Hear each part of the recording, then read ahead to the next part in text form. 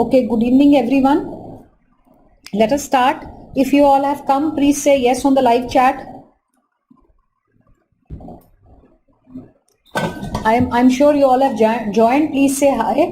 If you have any queries regarding the previous topics also, you can ask me.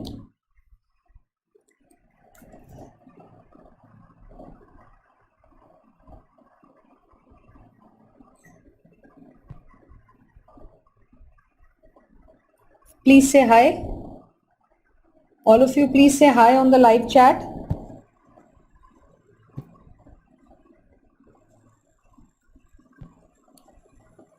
Ujjwal, Preeti, Muskan, Parvinder, Rinzin. I hope you all are there now.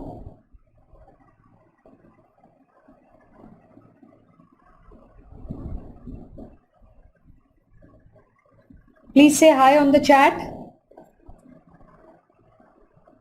Jaspreet, एक बार check करो. Jaspreet.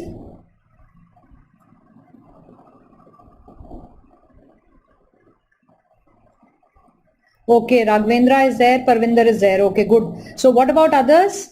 Okay, Ujjwal is there. Okay, good evening everyone. Ujjwal, what about others? Okay, did you people read the kidney till where I had covered? I actually covered acute interstitial nephritis and then I told you a little bit about, okay, Rinzin is also there. Okay, what about others? Where's Muskan? Preeti is there. Okay, good. What about Muskan?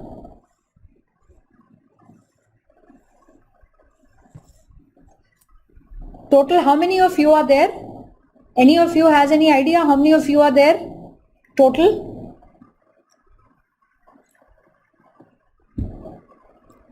If you have any queries, you can write in the chat. अगर कुछ भी समझ में नहीं आया है, कोई चीज में कुछ भी डिफिकल्टी है तो मेरे से चैट पर पूछ लेना. अच्छा, अब लास्ट टाइम हमने acute interstitial nephritis पढ़ा था. Now I told you what are we left with in the kidney chapter. Then we'll start with liver today. I'm going to talk about acute tubular necrosis. Second, cysts in the kidney, renal cysts. Important renal cysts which are asked in the exam, and last I have to do renal tumors. So let us start with acute tubular necrosis. Acute tubular necrosis, or it's also called ATN. In acute renal failure, I told you most important renal cause.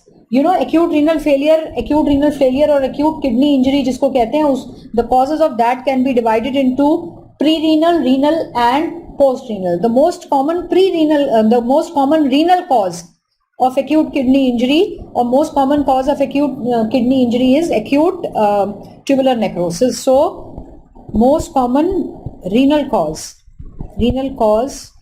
of acute AKI is ATN. So ATN is the most common renal cause. Also, it is the most common cause. It's the most common cause of AKI.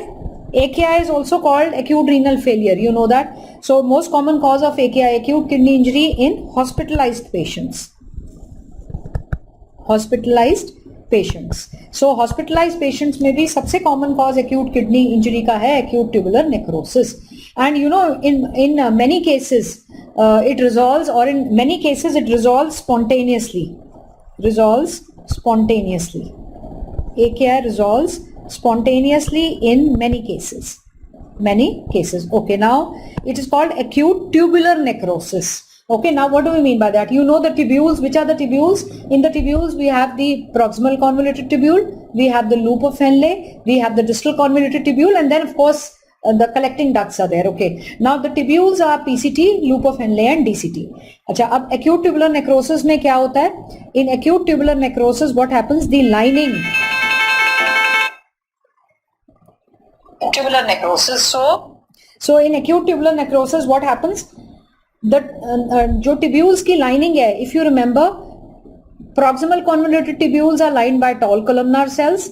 Loop of Henle is lined by flattened, they are squamous cells. Then distal convoluted tubule is lined by cuboidal cells. Now what happens in acute tubular necrosis? These cells, the tall columnar cells or the squamous cells or the cuboidal cells, these cells undergo necrosis. When they undergo necrosis, they fall off. and when they fall off, they fall into the lumen of the tubule. When many of them fall off into the lumen of the tubule, number one, they form casts. So they form tubular structures called casts, and when they shed off into the lumen, they obstruct the flow of the urine, leading to acute kidney injury or acute renal failure. So क्या होता है, जो tubule के lining cells हैं, due to some reason, I'll tell you the reason. So basic concept acute tubular necrosis का क्या है? The lining cells of the tubules undergo necrosis. When they undergo necrosis, they die, they shed into the tubule, lumen of the tubule. They block the lumen of the tubules. When they block the lumen of the tubules, urine cannot flow out.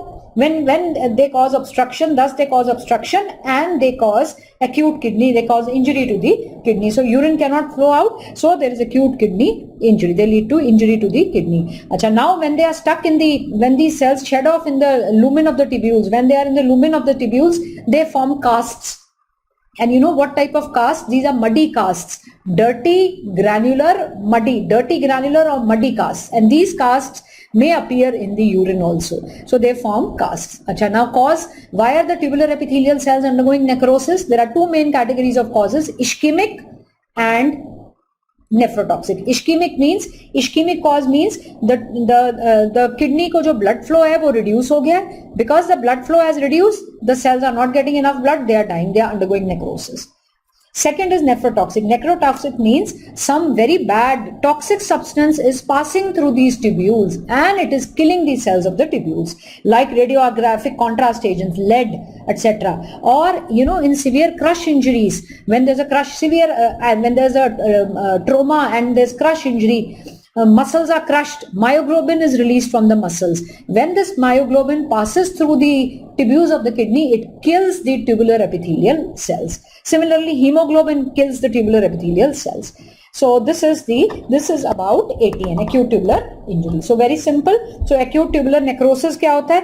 Acute tubular necrosis is the most common cause of acute kidney injury. Most common renal cause, and also in hospitalized patients, the most common cause of acute kidney injury is ATN, acute tubular necrosis, and usually it resolves spontaneously in many cases. Causes of ATN, if you look at the urine of the patients, you get dirty brown granular casts, or you call them muddy casts. Cause can be ischemic or nephrotoxic. So this is what I am going to write down, and it can be in many cases can be fatal, especially during oliguric phase. अभी हम पढ़ेंगे phases होते हैं, especially during oliguric phase. So it can be fatal. Okay. Now what do you see? First let us see what are the causes. Causes can be ischemic ATN or nephrotoxic ATN. अच्छा, ischemic ATN क्या है? Decreased renal blood flow. Decreased renal blood flow, and causes of this decreased renal blood flow can be shock or hypotension, hemorrhage. If a person has severe hemorrhage, he has lost blood, heart failure or sepsis. All these can lead to ischemic ATN. अच्छा, अब तीसरा point, ischemic ATN में कौन से tubules के cells का necrosis होता है predominantly? PCT and thick ascending limb of loop of Henle are susceptible. So thick ascending limb of loop of Henle are susceptible. अच्छा, second है nephrotoxic. Nephrotoxic में क्या है? Some drugs or some toxic substances damage the tubules. They damage the tubules. अच्छा, अब इसमें causes क्या क्या हैं? Causes can be number one, drugs and contrast agents like aminoglycosides, radiographic lead, PB is lead, cisplatin is a nephrotoxic drug, cisplatin, anti-cancer, radiographic contrast agents.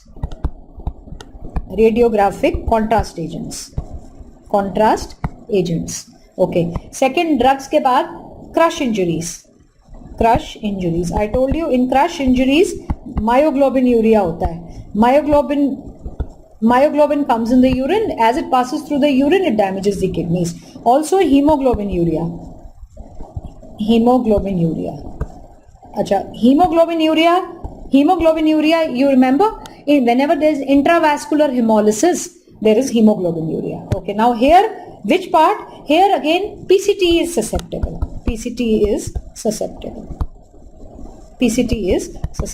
Okay, when you do a urine examination, characteristic क्या मिलता है? Urine examination, you get dirty brown granular casts.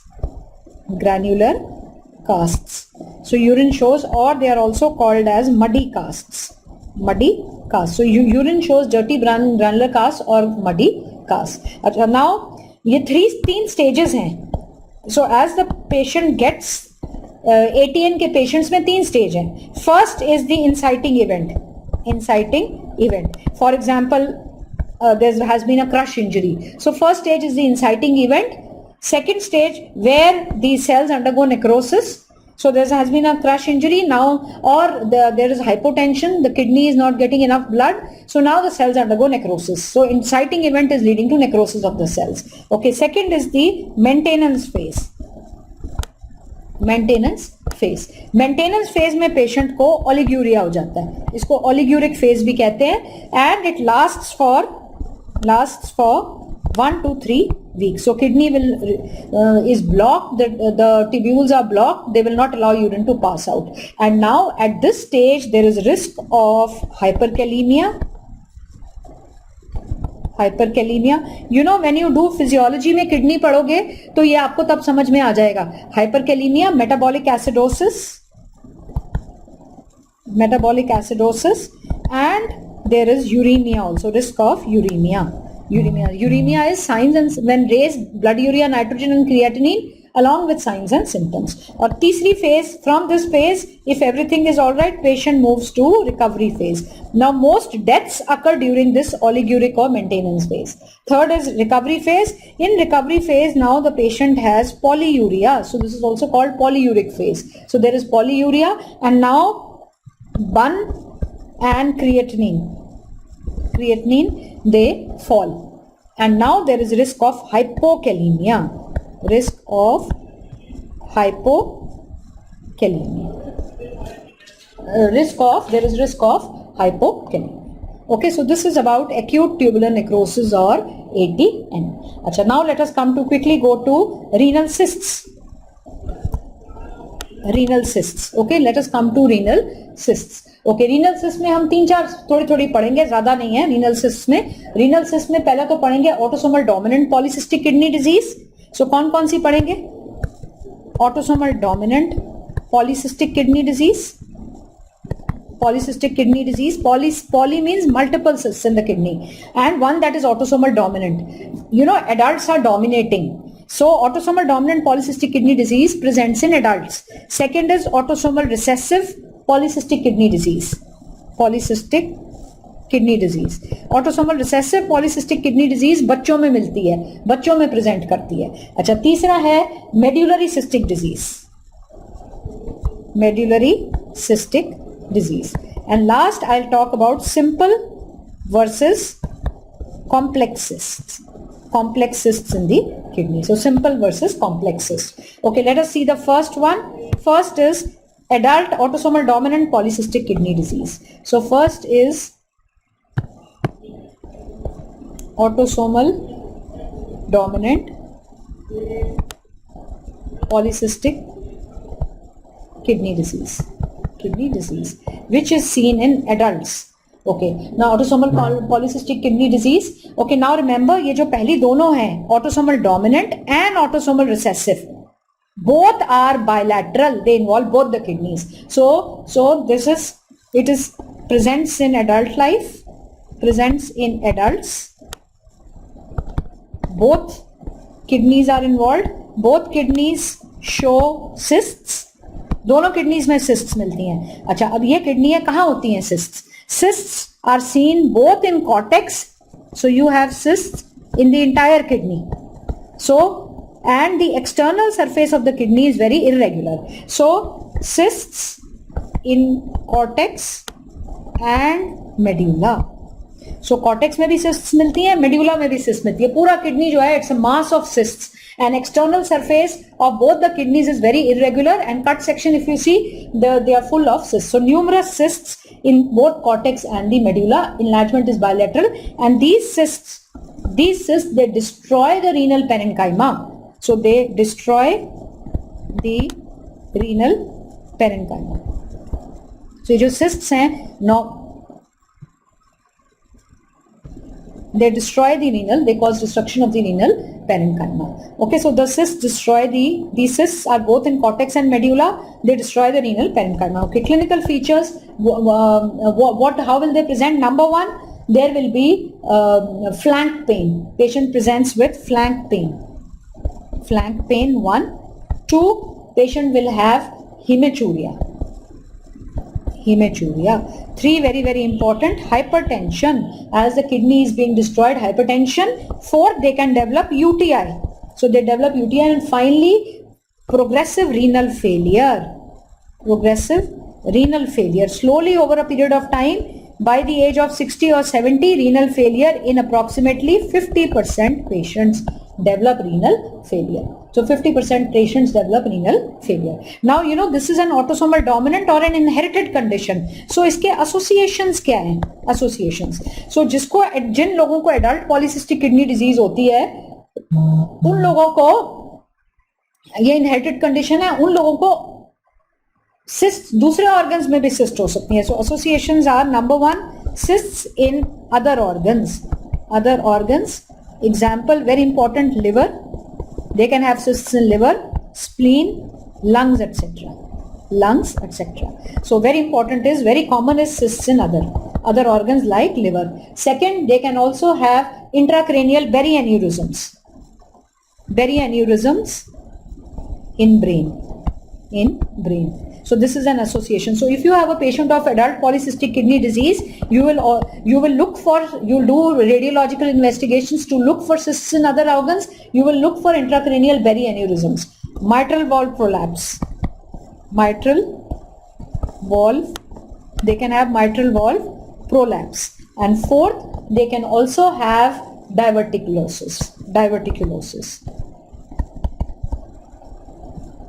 GI tract में diverticuli मिल जाते हैं. Diverticuli means outpouchings of intestine. So diverticulosis can also be there. अच्छा, अब they can also have diverticulosis. Okay. So cysts in other organs, example liver, spleen, lung. Most commonly other organ where you have cysts is liver. Second, berryaneurysms in the brain, mitral valve prolapse, and diverticulosis can be there. अच्छा, अब it's an autosomal dominant disorder, so it is characterized by mutation in PKD gene. So there are mutation in PKD1 gene, 85% found in 85% cases. So 85% cases of adult polycystic kidney disease have mutation in PKD1 gene. And then second is PKD2 gene. 15% cases में mutations इसमें मिलती हैं. So mutations in PKD1 and PKD2 genes. अच्छा, ये जो PKD1 gene है, this encodes for a protein called polycystin 1, and PKD2 gene encodes for a protein called polycystin 2. And PKD1 gene, so इसको याद करना है 16 और 4. PKD1 gene is on chromosome 16, PKD2 gene is on chromosome 4. Okay, now one more point to be remembered.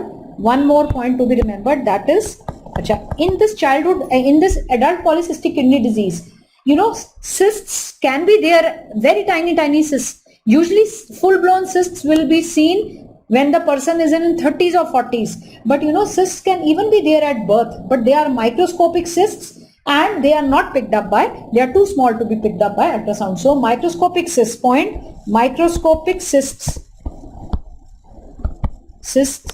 may be present even at birth,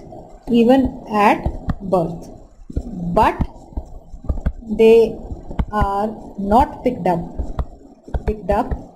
by USG. So by USG at birth, the cysts will be absolutely normal. It is late in adult life that you will start seeing the cysts. And treatment is ACE inhibitors are given. ACE inhibitors.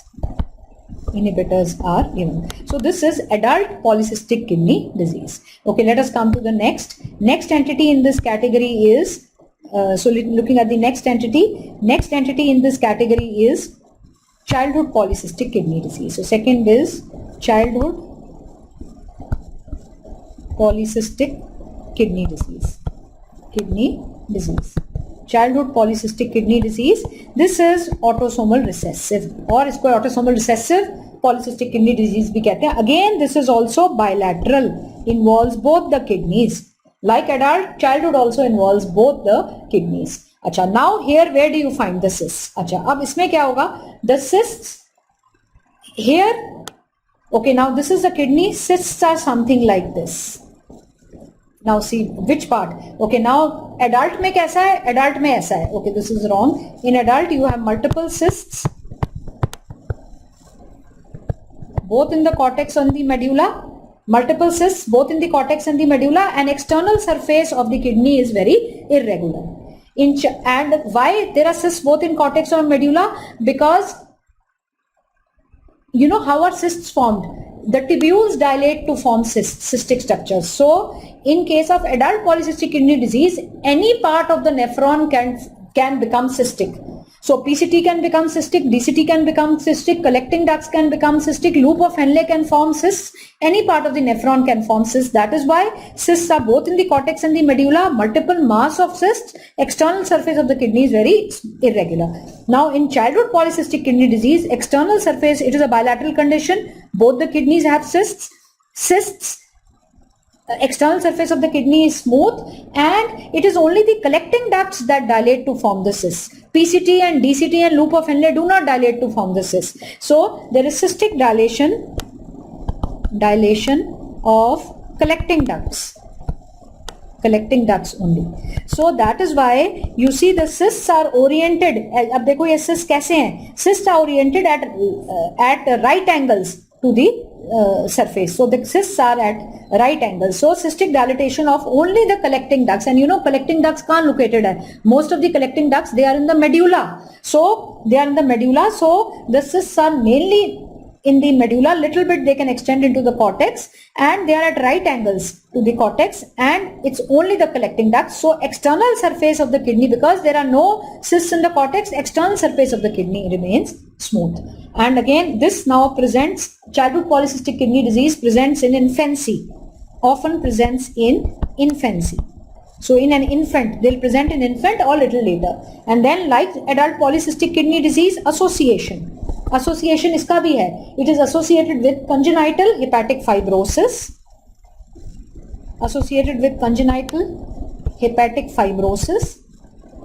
So it has association with congenital hepatic fibrosis, and also with cystic dilation. Of intra and extrahepatic bile ducts.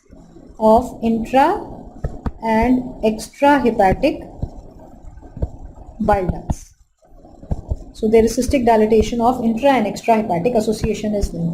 Then it's autosomal recessive. So now mutation किसमें है? Now there is a gene called PKHD, one gene on chromosome 6. It gets mutated, and this gene encodes for a substance called fibrocystin. Encodes for a protein called fibrocystin. Okay, now you know,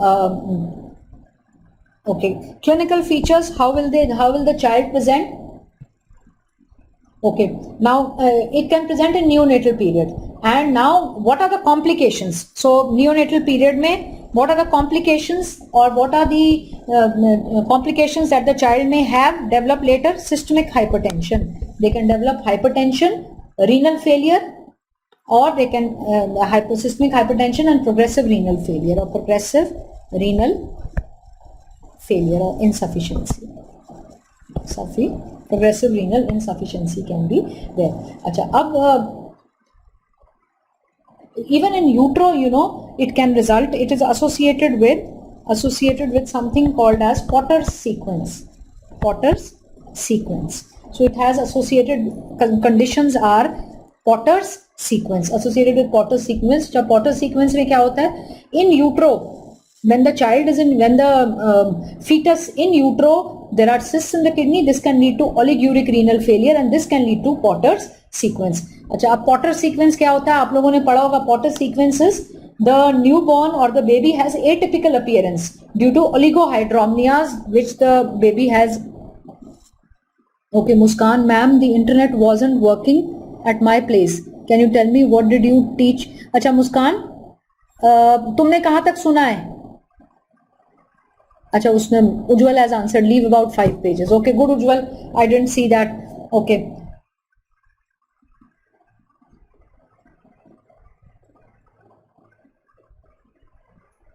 Okay, associated with Potter's sequence. Potter's sequence क्या होता है?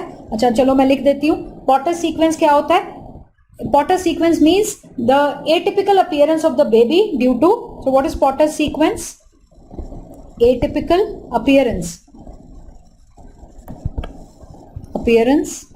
of the baby. Atypical appearance of the baby due to oligohydramnias. Dromnias experienced in utero. Oligohydramnias associated in utero. अच्छा, so अब Potter's sequence में क्या क्या होता है? It includes, what does Potter's sequence include? It includes clubbed feet. So the fetus will have clubbed feet. 1, 2, pulmonary lungs will not develop properly. So pulmonary hypoplasia and cranial abnormalities. Okay, now ये क्यों होता है? Because of oligohydramnias that have been experienced in utero. Why oligohydramnias? Because the kidneys have cysts, the kidney has failed, there is oliguria, oliguric renal failure. So the fetus is not passing urine, so the amniotic fluid reduces. So oligohydramnia हो जाएंगे, और oligohydramnia in utero जब हो जाएगा तो उसकी वजह से क्लब्ड फीट हो जाएंगे, पल्मरी लंग्स ठीक से फॉर्म नहीं होंगी, पल्मरी हाइपोप्लेजिया और क्रेनियल एब्नॉर्मलिटीज हो जाएंगी. अच्छा, okay, you've heard from childhood polycystic. अच्छा, Muskan, I have covered acute tubular necrosis. Leave a page or 2 for that. And I have also covered adult polycystic kidney disease. ATN cover किया, acute tubular 2 topic मैंने cover कर दिए हैं इससे पहले. और ATN में जैसे उज्जवल ने बोला 5 पन्ने छोड़ दो, वो ठीक कह रहा है, उसने लिखा होगा तो उसके 5 पन्ने भर गए होंगे. बाकी तुम ये सब लेक्चर रिकॉर्ड होते हैं, अब ध्यान से सुनना और फिर कोई क्वेरी हो तो मेरे को पूछ लेना, ठीक है? अच्छा, okay, so associated with Potter's sequence. So this finishes with childhood polycystic kidney. So childhood polycystic kidney. Okay, now let us come to the third entity in this category, that is medullary cystic disease. So third entity, that is medullary cystic disease. Achha, as the name suggests, in medullary cystic disease, where are the cysts? They are in the medulla. Achha, again, this is an inherited disorder, autosomal dominant. Inherited autosomal dominant होता है ये. अच्छा, अब इसमें क्या खासियत है? इसमें क्या होगा? कैरेक्टरिस्टिक फीचर क्या है इसका? Cysts हैं. There are cysts in the medulla, but there are very tiny cysts. Sometimes when I show you the figure, sometimes you may not be able to see the cysts. So there are very tiny cysts, and very characteristic is along with the cysts, there is the tubules of the kidney and the interstitium undergo fibrosis. So there is tubulointerstitial fibrosis. अच्छा, अब जब tubules और interstitium का fibrosis हो जाएगा तो kidney का size क्या हो जाएगा? Kidney will become shrunken. So shrunken kidney because of tubulointerstitial fibrosis with tiny cysts in the kidney, and now this leads to progressive renal failure. And since tubules are undergoing fibrosis, tubules are responsible for concentration of the kidney, concentration of urine. So now the concentrating ability of the urine will be lost, and the cysts may not be visualized. So what do you see? It's an autosomal dominant disorder where there are tiny cysts in medulla, and may not be visual. These cysts, tiny cysts in the medulla, or cysts may not be visualized. be visualized. So there are tiny cysts in the medulla, or the cysts may not be visualized. Plus there is tubulo-interstitial fibrosis. So tubules and interstitium of the kidney undergo fibrosis, and tubulo-interstitial fibrosis produces shrunken kidney. And also because the tubules have undergone fibrosis, this leads to inability to renal insufficiency. So this leads to loss of inability to concentrate urine.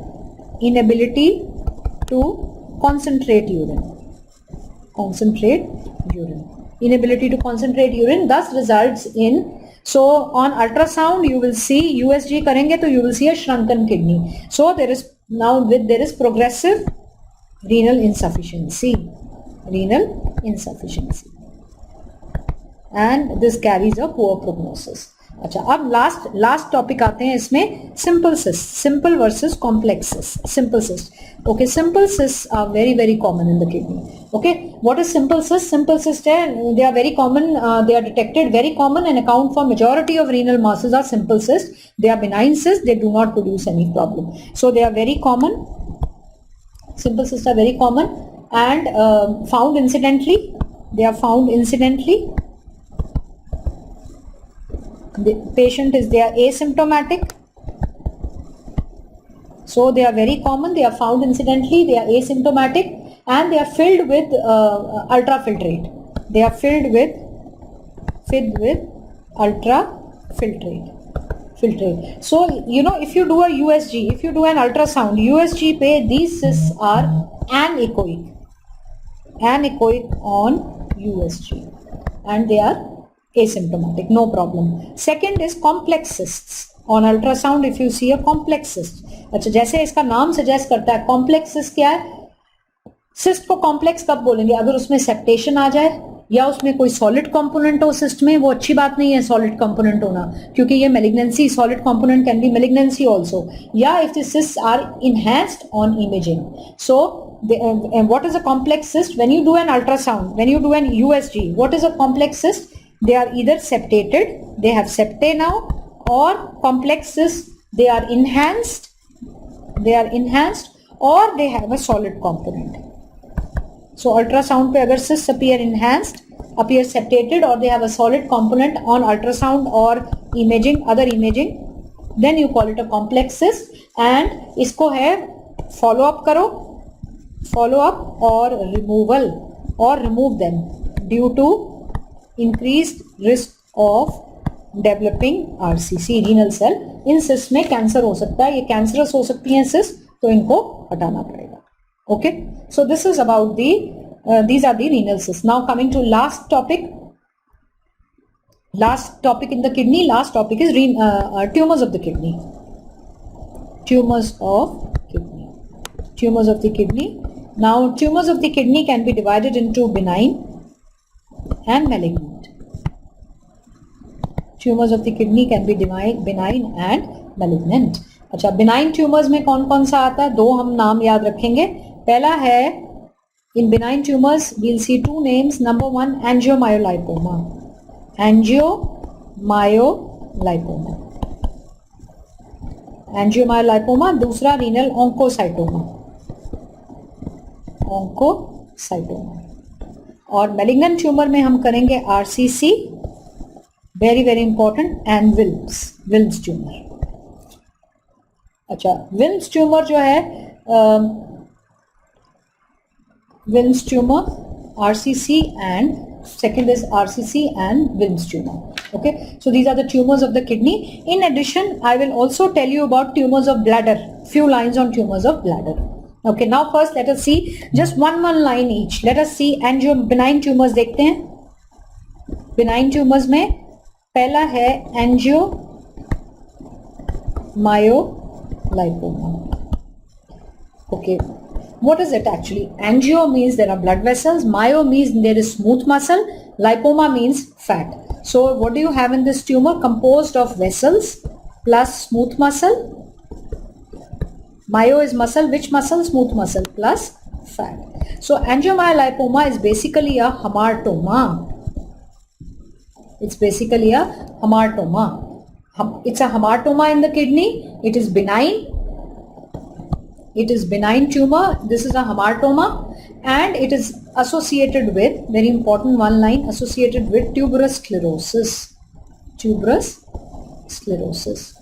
So tuberous sclerosis is a syndrome where you have angiomyolipomas, you have renal hamartomas, then these people can develop other tumors as well. Second is a renal oncocytoma. Oncocytoma. Okay, renal oncocytoma. Now, what is an oncocytoma? Again, this is a benign tumor, which, अच्छा, अब ये कहाँ से arise करता है? This arises from the epithelial cells of collecting ducts. So it arises from, so benign, and it arises from collecting ducts. You know collecting ducts? Collecting ducts को जो epithelium line करता है, उससे ये oncocytoma arise करता है. अच्छा, अब very characteristic, oncocytoma सिर्फ किडनी में ही नहीं मिलता है, oncocytoma थायराइड में भी मिल सकता है, oncocytoma और साइट्स पे भी मिल सकता है. oncocytoma वर्ड का मतलब है बड़े बड़े सेल्स होंगे, the tumor cells will be large, they will have abundant granular cytoplasm, and these granules are the mitochondria. So they are mitochondria. So oncocytoma के cells कैसे होते हैं? These cells are large cells with granular pink cytoplasm, eosinophilic cytoplasm. So what type of cytoplasm do the cells have? The cells have a abundant granular cytoplasm, and with large cells with abundant, very important word, abundant granular cytoplasm. Achha. And why is the cytoplasm granular? Due to abundant mitochondria.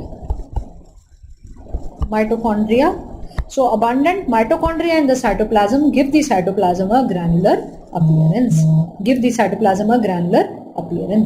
Okay, so large cells with multiple granules in the cytoplasm, and there's a nucleus in the center, and around the nucleus there is no perinuclear halo, no perinuclear clear space, और no perinuclear clearing.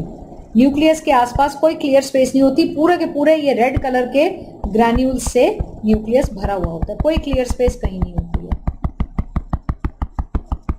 There is a type of renal cell carcinoma which I will be telling, which is called as chromophobe RCC. In chromophobe RCC also you have the same type of cells with abundant granular cytoplasm, but around the nucleus you get a clear space. So no perinuclear clearing, I am telling you to differentiate it from chromophobe RCC. And again clinical features कैसे present करता है patient? Painless hematuria. There's a mass in the kidney, so there's a flank mass. Flank mass will be there. So this is renal oncocytoma. Now let us come to malignant tumors. Let us look at malignant tumors. In malignant tumors we have renal cell carcinoma. Okay, RCC, most common primary renal malignancy. So RCC, most common primary renal malignancy, renal tumor. So kidney का सबसे common, kidney का अपना tumor कौन सा है? Most common primary renal malignancy is RCC, renal cell carcinoma. Okay, most common primary renal malignancy is RCC or renal cell carcinoma. Age group in which you see RCC, 50 to 70 years. 50 to 70 years. So it is seen in the age group of 50 to 70 years. Risk factors for RCC. Who are the people who are at a risk? Risk factors are very, very important. Tobacco smoking. So smoking. Smoking is an important risk factor. Obesity, hypertension. Obesity, hypertension. Then renal cysts. Dialysis. You know, people who undergo dialysis, they can also develop cysts in the kidney. These are called acquired cysts, and these cysts, renal cell carcinoma can arise in these cysts also. So acquired renal cysts.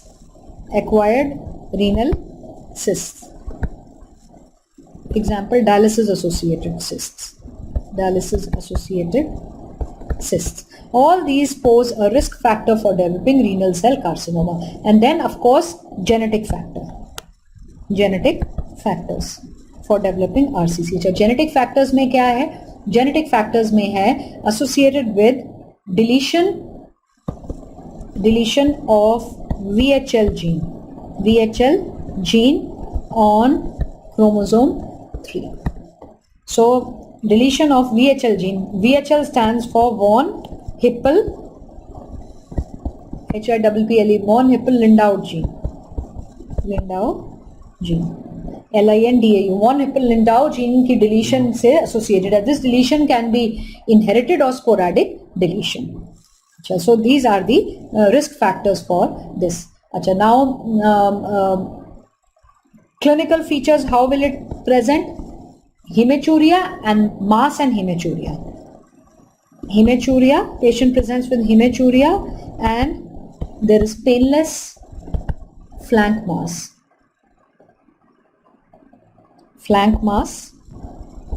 So there is painless flank mass, hematuria. Then in addition, patient can have fever, weight loss, malignancy ke features, fever, weight loss can also be there. Then patients can also present with fever, weight loss, flank pain, and there are certain paraneoplastic syndromes associated with RCC. So the paraneoplastic syndromes associated with RCC are polycythemia due to ectopic EPO production, erythropoietin. हमने paraneoplastic syndromes पढ़े थे. So polycythemia due to ectopic erythropoietin. If the tumor starts producing erythropoietin, that will lead to polycythemia. Then ACTH production.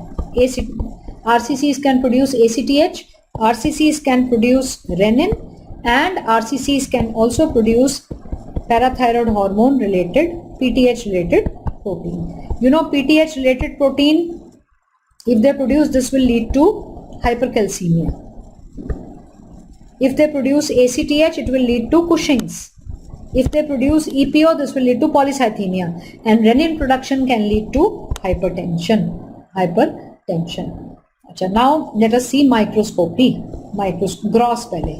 Gross RCC कैसा होता है? Usually it affects it is polar in location. The tumor is polar on the poles, upper or lower pole. And upper pole more common than lower pole. So it is located on the poles, upper pole more common than the lower pole, and it has a characteristic variegated appearance. That is, different areas of the tumor look different. So yellow, variegated appearance.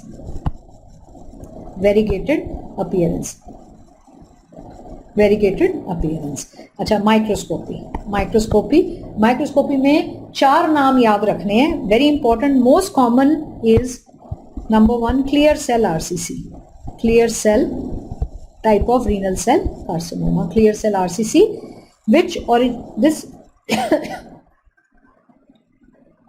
this arises from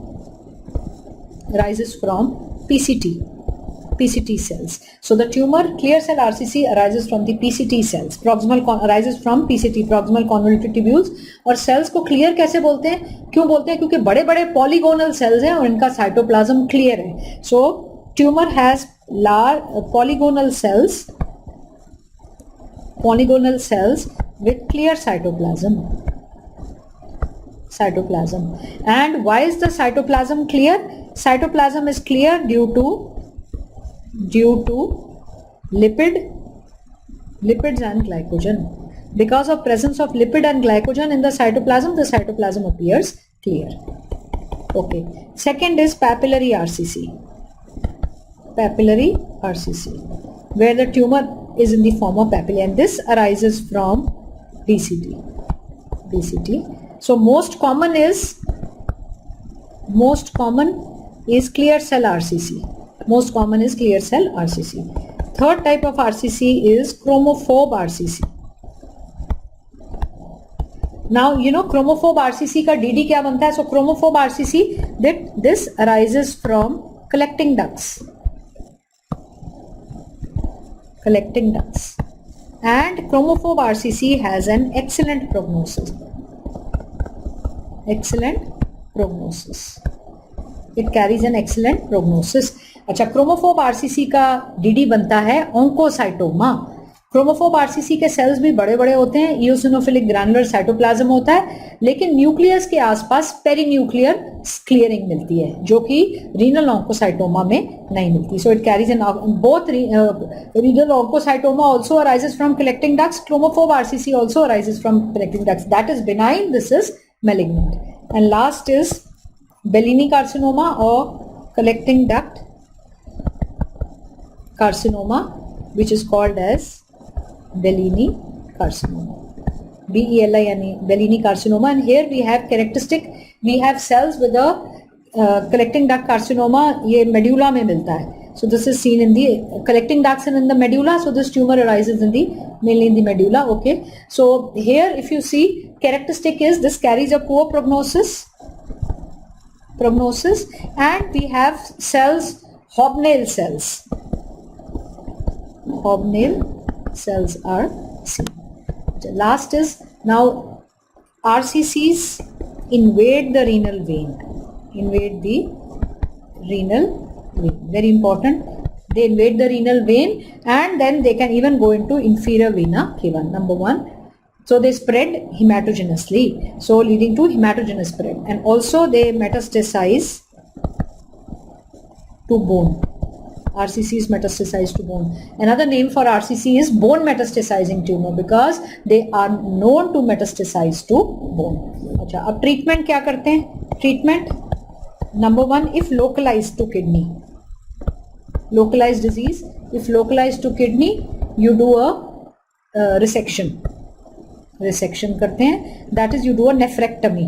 You do a partial or radical nephrectomy. You do partial or radical nephrectomy. You do a partial or radical nephrectomy. And second, in case of advanced disease, in case of advanced disease, we give immunotherapy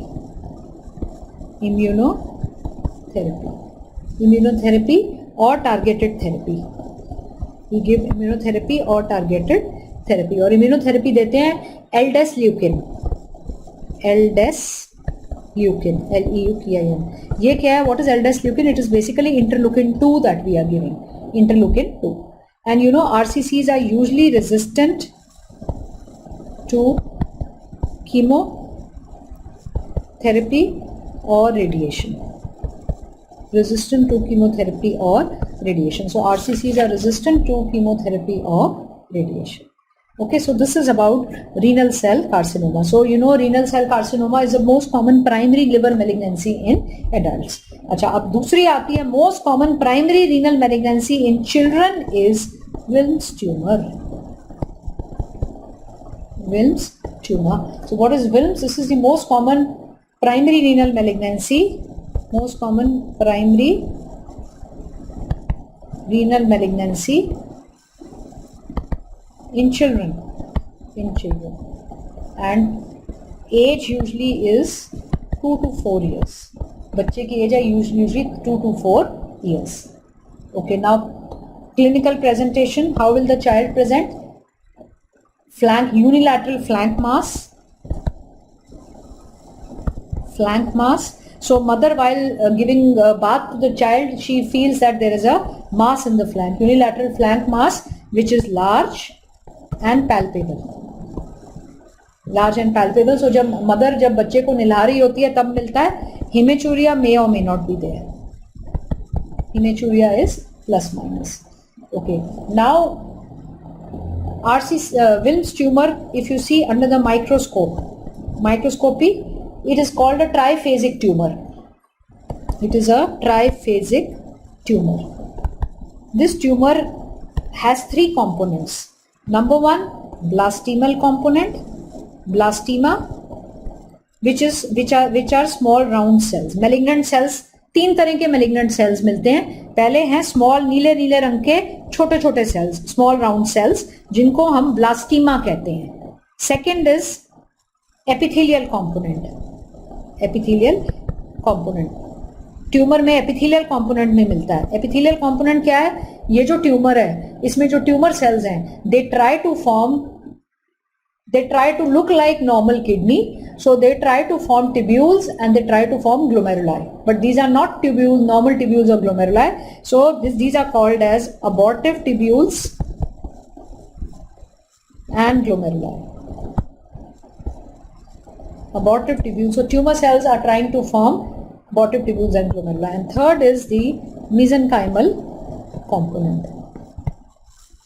which can be in the form of, you can see muscle in the tumor, bone in the tumor, fibrous tissue in the tumor. So this can be fibrous tissue in the tumor, which is malignant again, muscle, etc. in the tumor can be seen.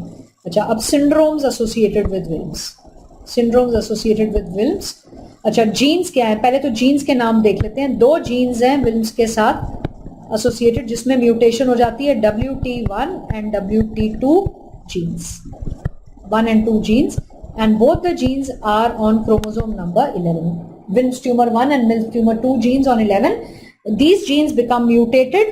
When they become mutated, a number of syndromes happen, and patients with these syndromes can develop Wilms tumor. So now which are the syndromes? First syndrome is Wegar syndrome. Wegar syndrome. Wegar syndrome. Wegar का full form क्या है? W stands for Wilms. Wilms tumor. A stands for aniridia. Absence of iris. Aniridia. Absence of aniridia. Absence of iris. G stands for genitourinary malformations. Genitourinary malformations, and R stands for mental retardation. Mental retardation. So this is due to mutation in WT1 gene. Or this is due to deletion. Deletion in WT1 gene. So deletion in WT1 gene on chromosome number 11. Second syndrome is Denys-Drash. DENYS. Denys-Drash. Denys-Drash syndrome. अच्छा, Denys-Drash syndrome में क्या है? Again Wilms tumor. Along with Wilms, now these people also have early onset nephrotic syndrome. Nephrotic syndrome, and gonadal abnormalities, gonadal dysgenesis. So they have gonadal dysgenesis. Pseudo hermaphroditism हो जाता है, gonadal dysgenesis. Again WT1 gene mutation. So mutation in WT1 gene. अच्छा, पहले case में जो पहला वाला हमने पढ़ा, वेगार सिंड्रोम में डिलीशन है WT1 जीन में, डिलीशन, जीन डिलीट हो जाती है. इसमें मिससेंस म्यूटेशन हो जाती है. Usually it's a missense mutation. अच्छा, coming to the last, third syndrome. Third is Beckwith Wiedemann. Beckwith, BECK, Beckwith Wiedemann. Beckwith Wiedemann syndrome. Backward Wideman syndrome.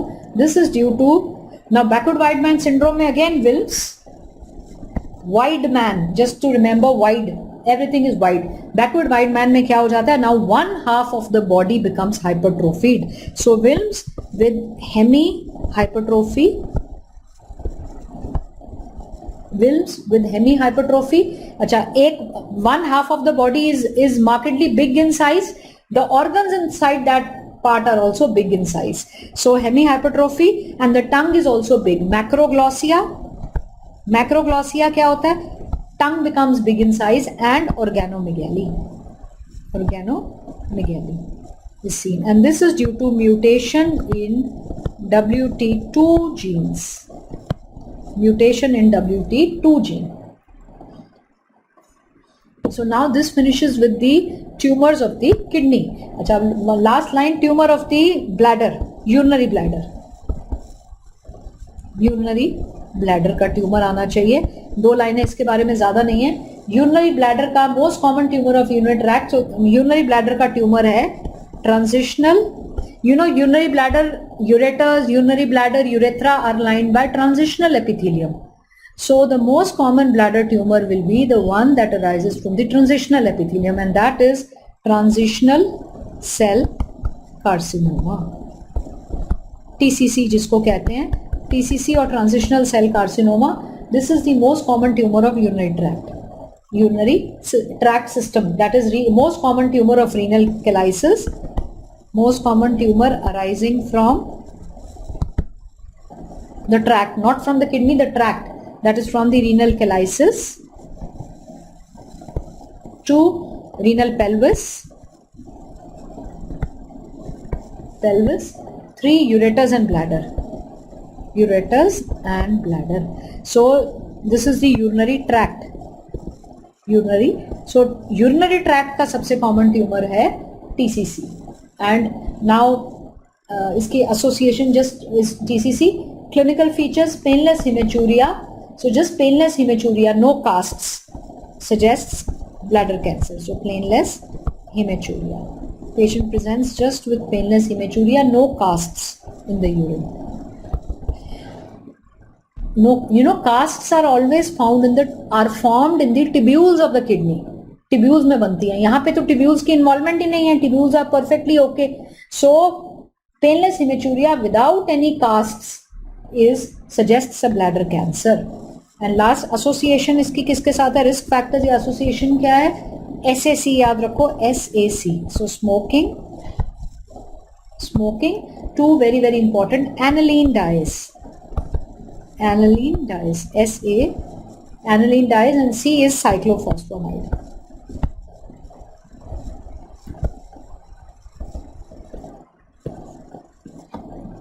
SAC is and there's a P also, so PSAC, and P is your phenacetin, PSAC. So phenacetin, smoking, aniline dyes and cyclophosphamide. So urinary tract का सबसे common tumor है transitional cell carcinoma. अच्छा, rarely एक और tumour urinary tract में हो सकता है, that is squamous cell carcinoma. Squamous cell carcinoma usually urinary tract में नहीं होता है. अगर कोई कैंसर होना है तो TCC होता है, ट्रांजिशनल सेल. लेकिन स्क्वामस सेल कार्सिनोमा कौन कौन सी सिचुएशन में हो सकता है? Whenever there is chronic irritation in the bladder.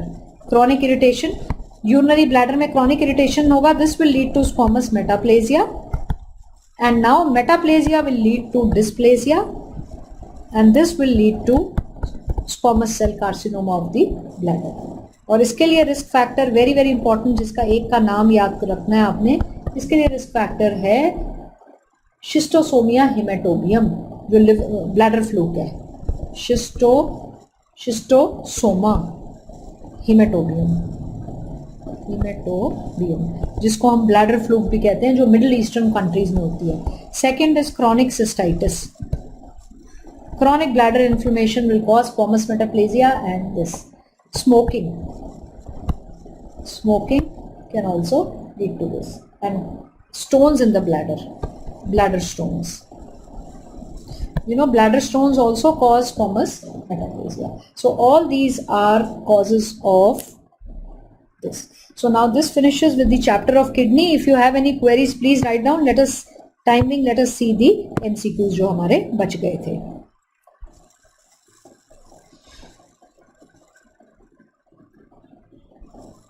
Okay, we had finished till MCQ number 5. Okay, let us come to 6 now. Look at 6. A 60-year-old man with history of osteoarthritis has been awaiting hip replacement surgery for 3 years. During his annual physical examination, he reports that he has been taking over-the-counter medication, but has no amount of analgesic can relieve his constant pain. So he has osteoarthritis. उस pen को relieve करने के लिए over the counter medication ले रहा है, लेकिन pen में रिलीफ नहीं है. अच्छा, laboratory function reveal that his renal function test has deteriorated when compared with his last office visit 2 years ago. Creatinine is elevated 2 mg/%. Urine analysis shows 1 plus proteinuria. There are no abnormalities seen in microscopy of the urine. अच्छा, अब renal biopsy की very very important, look at this word, eosinophilic infiltration. Kidney में eosinophils भरे हुए हैं और पूरे parenchyma में डिफ्यूज पेरेन्काइमल इन्फ्लेमेशन है. What is the most likely explanation for this patient's condition? Okay, now answer करो इसका, क्वेश्चन का आंसर दो, मुझे आंसर दो. हाँ जी, सब बच्चे आंसर लिखो, इसका क्या आंसर है?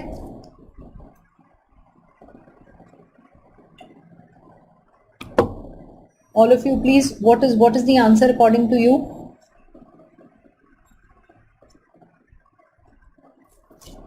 Very very important hint is eosinophilic infiltration and over the counter medications for osteoarthritis. उज्जवल, मुस्कान, परविंदर, रिंजिन, जो भी हैं सब लोग अपना आंसर फटाफट लिखो. आंसर डालो ग्रुप पे, चैट में आंसर डालो सब लोग.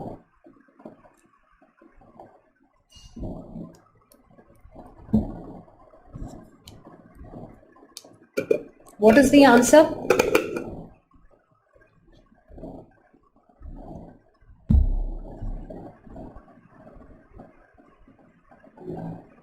Okay, now answer to this. Parvinder, Raghavendra, you did not attend the class last time. Raghavendra,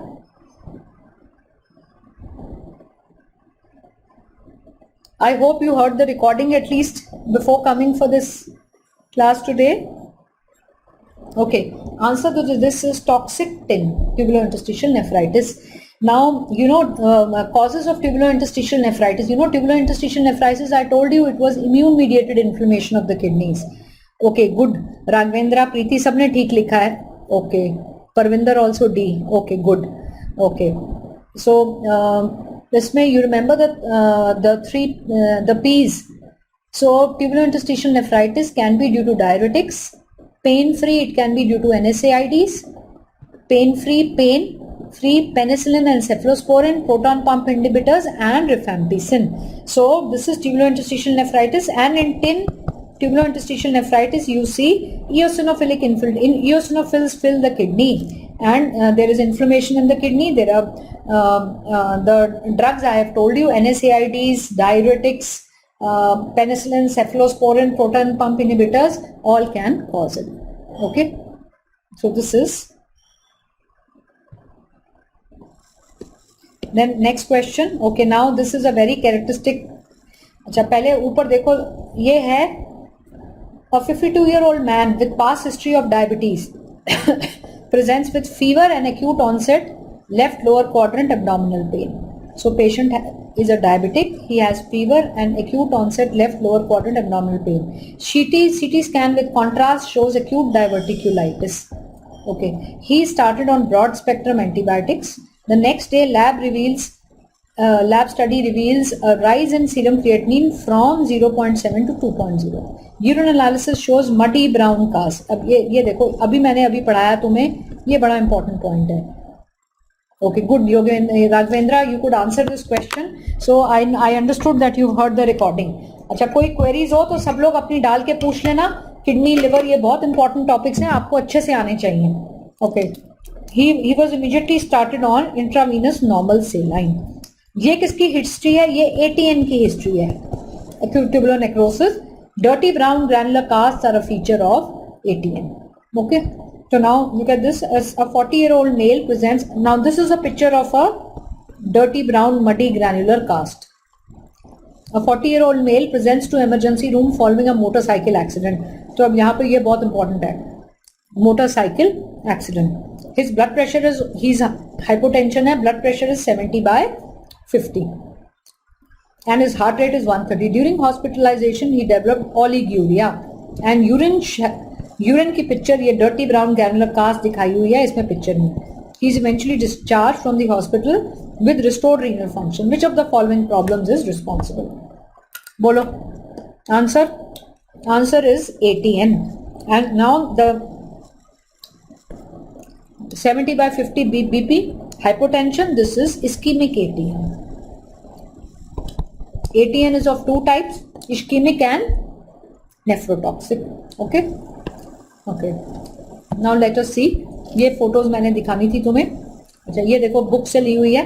ये है autosomal dominant adult polycystic kidney. Look at the external surface of the kidney. It's so irregular and everywhere the kidney is studded with cysts of variable sizes. This is the pelvic area. You see the kidney has been cut open. All these are cysts are both in the cortex and the medulla. Whereas this is photo of childhood polycystic kidney disease. External surface of the kidney is comparatively smooth. Okay, good Parvinder. Yes, the answer is C. And look at these, there are such tiny cysts are there. These are the cysts here. These are the cysts. So these cysts arise in the collecting ducts. This is childhood polycystic. Okay. Now look at question 8. You all have to good Raghavendra answer. Muskan ने भी दे दिया good. तीनों ने answer ठीक दिया है. Now question number 8 दो. अच्छा प्रीति ने भी दे दिया. चलो. उज्जवल तुमको नहीं आता था, तुमने क्यों नहीं लिखा आंसर?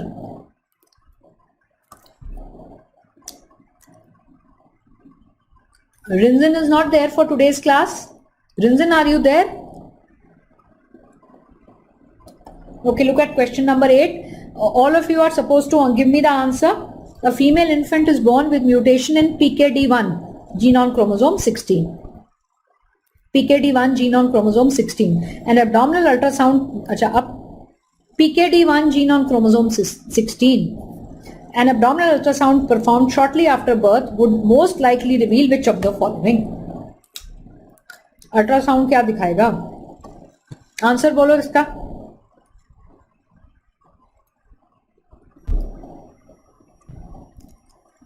अच्छा प्रीति is asked me accident.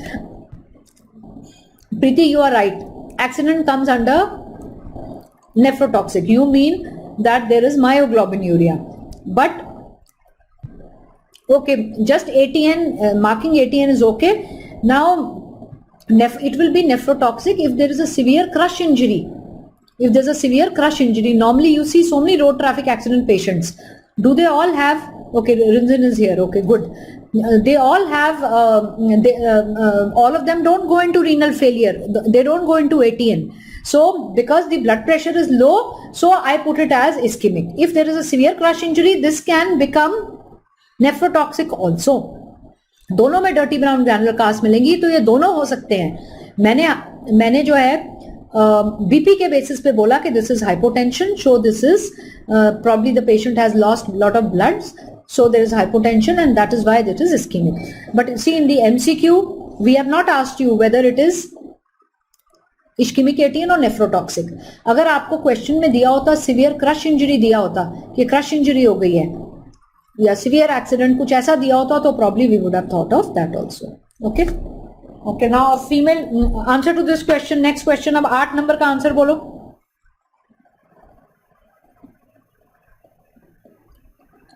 All of you tell me answer to question number 8.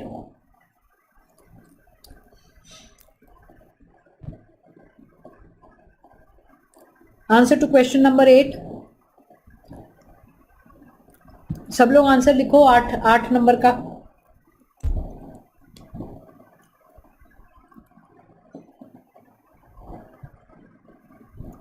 Okay, answer is okay. All of you write the answer. Okay, Muskan has written the answer. Girdhar, Ujjwal has written. What about others? Okay, Muskan in दोनों ने. Rinzin also has written. All three of you have given your answer as E. Okay. Anybody else? Parvinder? Parvinder has given the answer as A. Okay. Anybody else? अच्छा, अब पहली बात सुनो.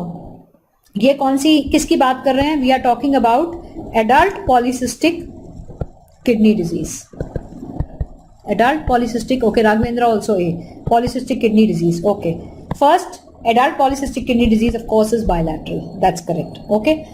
Acha, second point. Now this is a female infant. So at birth, again at birth, I told you in adult polycystic kidney disease, cysts may be there even at birth. So cysts are there even at birth. Okay, so the kidney has microscopic cysts at birth. तो ये भी option है microscopic cysts at birth. अच्छा, अब पहली बात, जब भी microscopic cysts होंगी किडनी में, they will never cause kidney enlargement. Okay, Suparna also is given answer as E, Preeti also E. अच्छा, अब इसका आंसर है D. इसका आंसर है D. मैंने आपको एक when I taught you this adult polycystic kidney disease, I made you write one thing. You all have written in your notes, or it's there in the recording, that even at birth these people may have cysts, these children, these newborns may have cysts, but these are microscopic cysts. So microscopic cysts may not be picked up on ultrasound. So an ultrasound performed shortly after birth will reveal normal kidneys. So it will not be picked up, and bilateral kidney enlargement occurs later in life. So bilateral kidney enlargement occurs later in life. So answer to this is D. All of you have got it wrong. Everyone, somebody has called it E, somebody has called it A. All of you have got it wrong. Adult polycystic kidney disease, there is bilateral kidney enlargement which does not appear at birth. At birth only there are microscopic cysts. Kidneys are not enlarged at birth. Kidneys will enlarge over a period of time. So they are not as the cysts become big. And microscopic cysts cannot be detected by a routine abdominal ultrasound. So answer to this is D, that is normal kidney.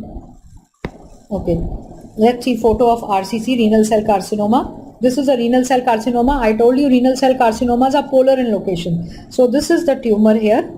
This is a tumor located on the upper pole of the kidney, and see this is in fact invading the capsule and going out. And this is the clear cell RC. See how it looks like. These are the cells. They are large cells. These are the cells with clear cytoplasm, and blue colored nucleus can be seen. This is clear how clear cell RCCs look like. This is how clear cell RCC looks like. Okay. Second tumor of the kidney is Wilms tumor. This is Wilms tumor. This is the normal kidney here, and this is a big tumor in the kidney. This is Wilms tumor, and it is called a triphasic tumor. Triphasic tumor. These blue cells, these are the tubules. The tumor cells are forming the tubules, and all these other blue cells, these are the blastemal component. And this is in this picture, this is a big atypical mitosis. And ये जो बीच में है ये mesenchymal component है. This is the mesenchymal component between. So this is Wilms tumor. Okay. Okay. Let us look at the last question. A 68-year-old man presents to his primary care provider after noticing that his urine has been pink for the last 1 week. He does not have any pain with urination, nor has he had any associated fever or infections. On his review of systems, the patient notes that he thinks he has lost some weight since his belt is looser, and he has had occasional dull pressure in the back for the past 2 months. Temperature is okay, blood pressure is 132/90, pulse is 64, respiration is 12. The patient weighs 95.3 or 210 pounds. BMI is this much compared to his weight. पुराना weight कितना था? 228 pounds. At his last visit 2 years ago, so he's lost weight. On examination, the patient does not have any back or costovertebral angle tenderness. On abdominal palpation, a firm mass is appreciated deep in the left abdomen. The clinical workup would assess for which of the following conditions. So in a clinical workup, what will you should assess for which of the following conditions? So probably this patient, what is the answer to this? What do you think is the answer to this? Anji bolo.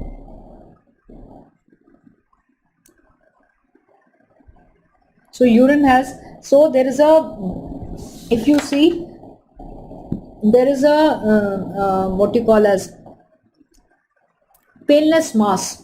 So there is a painless mass, there is hematuria, painless mass, there is hematuria, there is weight loss. Hematuria, there is weight loss.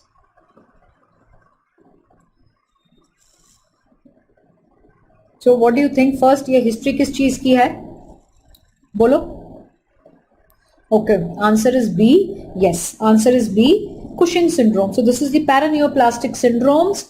Okay, Rinzin also has got it correct. Muskan, everyone has got it correct. Okay, Ujjwal ne bhi theek bola hai. Answer is B. So this is Cushing syndrome because of ACTH production by renal cell carcinoma. Okay, so now this finishes with the chapter of kidney. I have covered everything that I had to cover in this chapter of kidney. Okay, now okay, सबने आपने ठीक किया है, सभी लोगों ने. Okay, now we move on to the next chapter, important chapter. We'll move on to liver. Okay.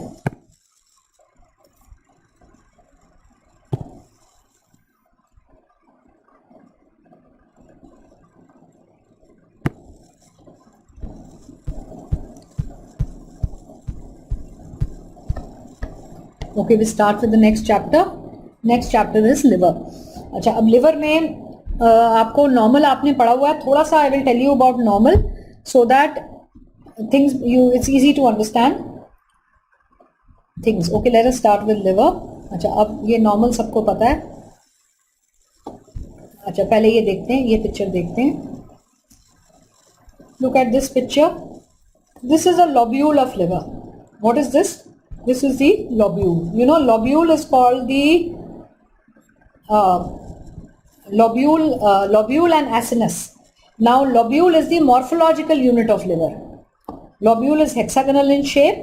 In the center of the lobule is the center vein. At the periphery of the lobule, this is a portal tract. And you know, the portal tract has a branch of bile duct, hepatic artery, and portal vein. Achha, then from the central vein we have these radiating cords of hepatocytes like this. Okay, so this is the lobule of the liver. Functional unit of the liver is the acinus.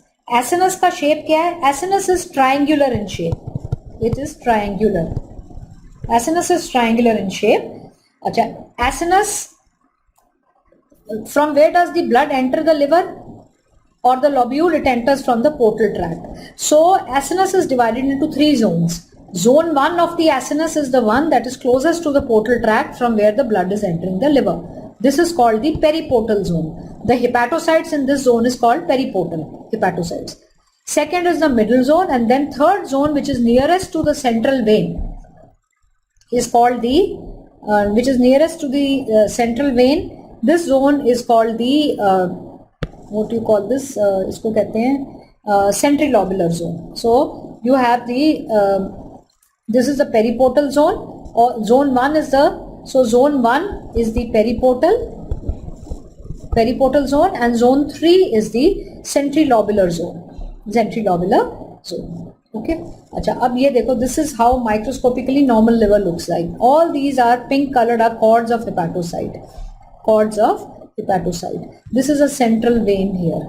This is a central vein here. इसमें portal tract नहीं बना हुआ. This is a central vein. These are cords of hepatocytes. अच्छा, अब थोड़ा सा liver function test के लिए आना चाहिए कि कौन कौन से टेस्ट करते हैं हम जब हमने liver का function देखना होता है. अच्छा, अब liver is composed of hepatocytes. What does liver parenchyma have? Liver parenchyma has hepatocytes and bile ducts. So if you want to see if the hepatocyte is all right, to assess the integrity of hepatocytes, you know, hepatocytes contain enzymes. So to assess the integrity of hepatocytes, you measure the levels of enzymes which are found inside the hepatocyte. If the hepatocytes are damaged, these enzymes will come out. These are aspartate aminotransferase, जिसको हम AST कहते हैं या इसको हम SGOT भी कहते हैं. AST or SGOT. Second is alanine aminotransferase, also called SGPT. And third is LDH. So the three enzymes that check hepatocyte integrity, are AST, that is alanine aminotransferase, ALT, that is AST, that is aspartate aminotransferase, ALT, that is alanine aminotransferase, and LDH, that is lactic dehydrogenase. These are the enzymes that check the integrity of the hepatocytes. अभी हम इसके बारे में detail में भी करेंगे. Second, and these enzymes are found inside the hepatocyte produces them. Second, bile duct also produces certain enzymes which can help you to check the integrity of the bile ducts. So number one, you know, bile ducts, bile excretory function, substances that are normally secreted in the bile, like bilirubin is excreted by the bile. So if bile ducts are obstructed, bilirubin levels will get altered. So measuring serum bilirubin, total bilirubin, which is also called unconjugated, measuring total bilirubin and direct. Total bilirubin is conjugated plus unconjugated, and measuring direct bilirubin, which is conjugated only. So biliary excretory function देखने के लिए आप कौन सा test कर सकते हो कि बिलरी एक्सक्रीटरी फंक्शन ठीक है कि नहीं, सीरम बिलिरुबिन मेजर करो, उसमें टोटल बिलिरुबिन भी मेजर करो. टोटल बिलिरुबिन क्या होता है? Unconjugated plus conjugated, you are measuring both, and second you measure only conjugated bilirubin. अच्छा, second urine bilirubin. Third, measure serum bile acids, and fourth, bile duct cells produce enzymes. If bile ducts are damaged, these enzymes will be released. So these are alkaline phosphatase and serum gamma glutamyl transferase. So biliary excretory function tests are measure serum bilirubin, both total and direct. Second, measure urine bilirubin, measure serum bile acids. Then measure enzymes. Which are the enzymes that indicate biliary excretory function? They are alkaline phosphatase and gamma GT. अच्छा, third है hepatocyte function. अच्छा, अब पहले तो था hepatocyte integrity, दूसरा है hepatocyte function. Hepatocytes बहुत सारे प्रोटीन्स बनाते हैं. अगर लिवर के हेपेटोसाइट्स ठीक से काम नहीं करेंगे, उनको इंजरी हो जाएगी, तो वो प्रोटीन्स नहीं बनेंगे. Liver will not produce those proteins. So if you measure serum albumin and serum albumin level is low, that means hepatocyte function is hampered. Second is prothrombin time, PT. आपको याद है, PT is the coagulation test, and you know most of the coagulation factors are produced by the liver. So if PT test gets altered, that means liver is not producing the coagulation factors properly. Third is protein secreted by the liver. अच्छा, third, you know liver का one function of the liver is to produce proteins like albumin and coagulation factors. So if the liver function is affected, prothrombin time and partial thromboplastin time both will be affected. Achha, second is liver also plays a role in metabolism of ammonia. It excretes ammonia, it detoxifies ammonia. So if hepatocytes are damaged, ammonia will not be detoxified and serum ammonia level will rise. Also there is something called as aminopyrine breath test, hepatic demethylation. So liver is responsible for demethylation. So aminopyrine breath test is another test that indirectly tests the hepatocyte function. So these are the tests that we do. अच्छा, अब यहाँ पे हम लिखेंगे थोड़ा सा test के बारे में और इनका सिग्निफिकेंस क्या है. अच्छा, हमने पहले पढ़ा hepatocyte integrity.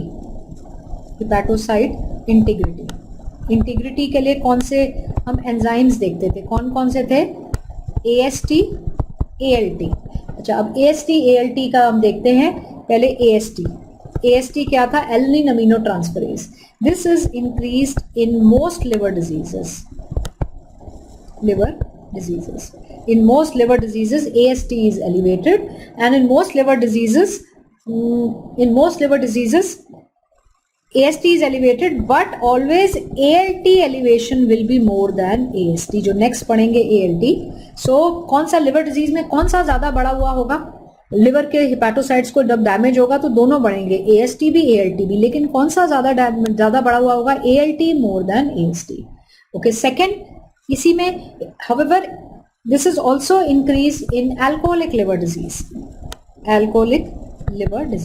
In alcoholic liver disease now AST is more than ALT. Both are elevated, but now it is AST, aspartate aminotransferase is more elevated than ALT. So most of the liver diseases ALT is more. Both are increased, but ALT more than AST. In alcoholic, AST more than ALT. So ये तो हो गया. अच्छा, और in case of, so in most liver disease I said ALT more than AST. अब यहाँ पे एक राइडर लगा देते हैं हम ये कहते हैं कि अगर if AST is more than ALT, if AST is, so I say now I put a rider here and I say if AST is more than ALT in non-alcoholic liver disease, अगर alcohol नहीं consume करता पर liver की बीमारी है और उसमें AST more than ALT आ रहा है, this implies progression to cirrhosis. That means now the patient is going to cirrhosis. This implies progression to cirrhosis. So because of liver disease, now the disease is worsening and patient is going into cirrhosis of liver. Okay, so this is hepatocyte integrity where we talk about ALT and AST and ALT. So normally liver disease में कौन सा ज्यादा बढ़ा हुआ होता है? ALT is more than AST. In alcoholic liver disease it is ulta. AST is more than ALT. But if in a non-alcoholic liver disease AST is more than ALT, this implies progression to end stage liver disease, that is cirrhosis. अच्छा, this was hepatocyte integrity. अच्छा, second bile duct की बीमारी हो, bile duct integrity. So bile duct के लिए test कौन से करते थे? Enzymes. We saw enzymes. Which were the enzymes originating from the bile duct? They are alkaline phosphatase. Number one, alkaline phosphatase. Alkaline phosphatase. So remember, alkaline phosphatase is increased in cholestasis. Whenever there is stasis of bile in the liver, cholestasis. Example, in biliary obstruction. Biliary. So whenever there is biliary obstruction, bile can't flow out, there is cholestasis, the bile will collect in the bile ducts, this will damage the bile ducts and they will release alkaline phosphatase.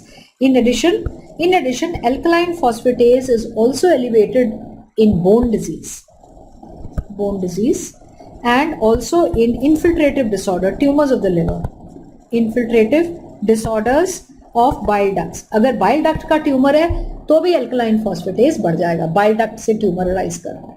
अच्छा, दूसरा enzyme है जो bile ducts बनाती हैं, वो है GGT या gamma glutamyl ट्रांसपेप्टिडेज.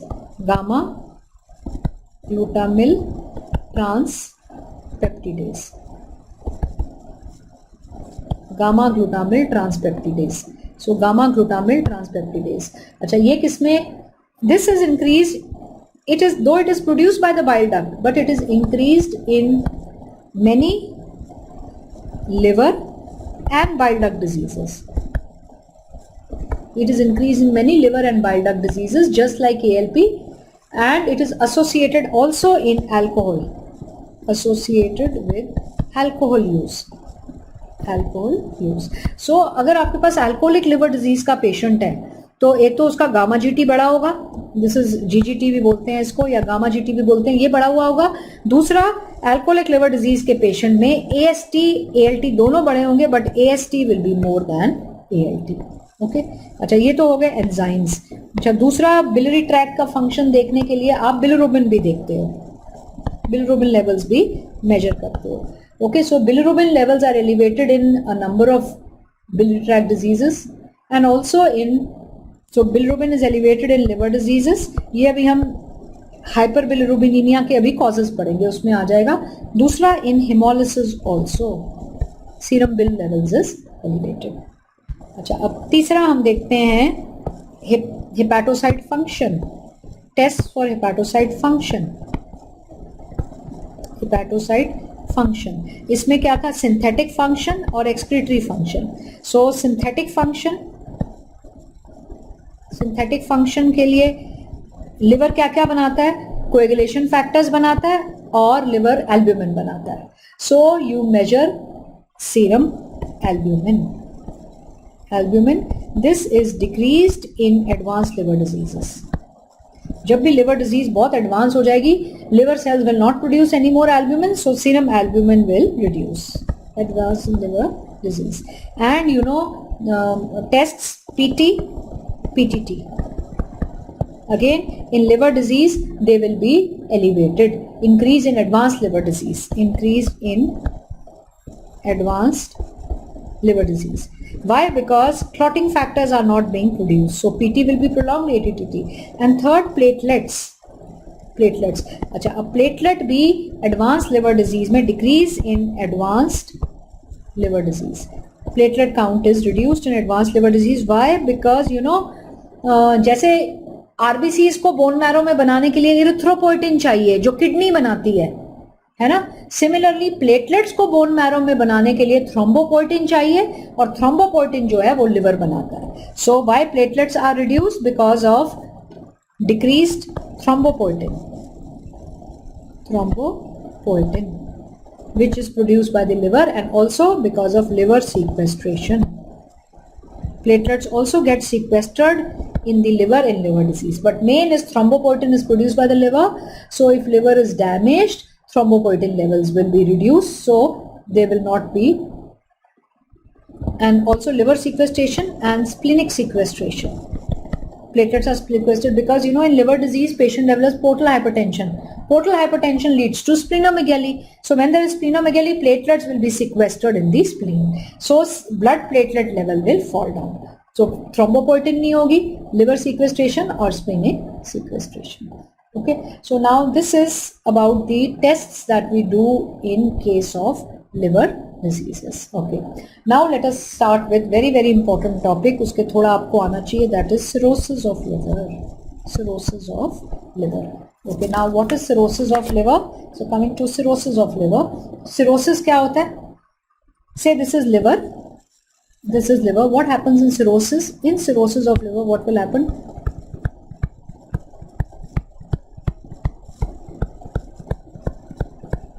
Nodules will form in the liver, and these nodules will be separated by fibrosis. So fibrous tissue, nodules will form. The whole liver, it is a diffuse disease. ये नहीं कि 2-3 nodules बनेंगे, नहीं, पूरे liver जो है वो nodules से बन जाएगा, भर जाएगा.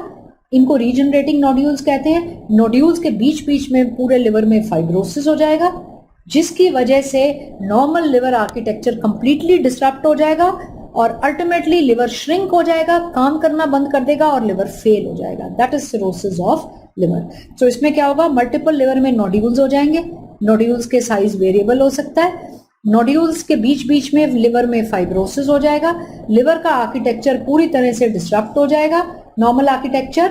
और जब नॉर्मल आर्किटेक्चर पूरी तरह से डिस्टर्ब हो जाएगा तो जो है लिवर जो है अल्टीमेटली श्रिंक होके फेल हो जाएगा. और इसका कॉज क्या है? सिरोसिस का लिवर को डैमेज हो रहा है, क्रॉनिक लॉन्ग स्टैंडिंग डैमेज हो रहा है लिवर में. लॉन्ग स्टैंडिंग डैमेज होने से हिपैटोसाइट्स मरते हैं, फिर नए हिपैटोसाइट्स आते हैं. जो नए हिपैटोसाइट्स आते हैं वो नोड्यूल्स बनाते हैं और नोड्यूल्स के बीच बीच में फाइब्रोसिस. जो ये लिवर में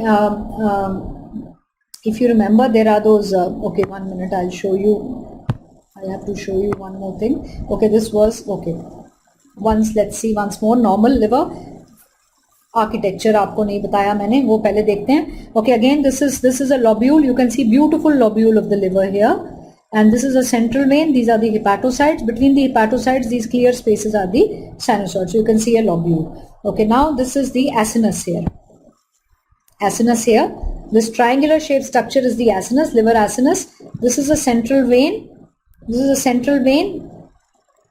And this is the portal tract here. Portal tract में क्या क्या है? Bile duct है, portal vein है की ब्रांच है और hepatic artery की ब्रांच है. और ये देखो, ये हैं cords of hepatocytes. Cords of hepatocytes हैं. अच्छा, और cords of hepatocytes हैं और बीच में ये red color के sinusoids हैं. These are sinusoids here between the hepatocytes, and in these sinusoids they are lined by endothelial cells, and in these sinusoids you have these Kupffer cells. Kupffer cells क्या होते हैं? They are macrophages of the liver. They are these. Okay, so now once again see this picture. There's something called space of Deci also. Okay, now you can see this high power of this area. They have shown high power of this area. So these are the cords of hepatocytes here. 1, 2, 3, 4 adjacent hepatocytes. Between the hepatocytes, these are bile canaliculi. जिसमें bile, hepatocyte में जब bile बन जाता है, bilirubin conjugate हो जाता है, वो सब का सब बाइल कैनालिकुलाई में आ जाता है. So it comes into the bile canaliculi, and all these bile canaliculi, canaliculi will throw bile into the bile ducts. Then these are the hepatocytes here. Hepatocytes हैं, बीच में bile canaliculi हैं. अच्छा, ये क्या है? This is the sinusoids. अच्छा, now between the sinusoids and the hepatocytes, this is the space of Deci. What is this? This is space of Deci, and it has the stellate cell. It has the stellate shaped cell which is called it has a stellate shaped cell, which is also called Ito cell, ITO, Ito cell. It has this Ito cell, star shaped cell or Ito cell. This is what produces, this cell produces collagen of fibrous tissue. Cirrhosis of liver में ये जो Ito cell है, ये cirrhosis cause करता है, fibrous tissue lay down करता है. अच्छा, ये sinusoid है. Sinusoid is lined by endothelial cells, and also by endothelial cells पे there are stuck Kupffer cells. Again, this is the space of Deci here again, space of Deci, and these are the hepatocytes and these are the canaliculi. So this is how the structure looks like. Okay, this is how the structure looks like. So normal liver, this is how the liver looks like. Okay, now this is cirrhosis. Look at the liver here. All these are tiny. Look at the gross of the liver. There are tiny nodules on the liver. Liver का surface देखो बिल्कुल uneven है, छोटे multiple nodules हैं. Okay, so these are the nodules. So let us come to cirrhosis now. Okay, let us see what is cirrhosis. Okay, so now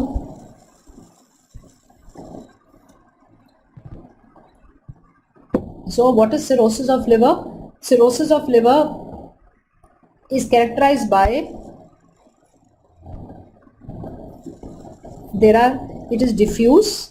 Cirrhosis is a diffuse disease where there are regenerating nodules, characterized by diffuse disease characterized by numerous regenerating nodules,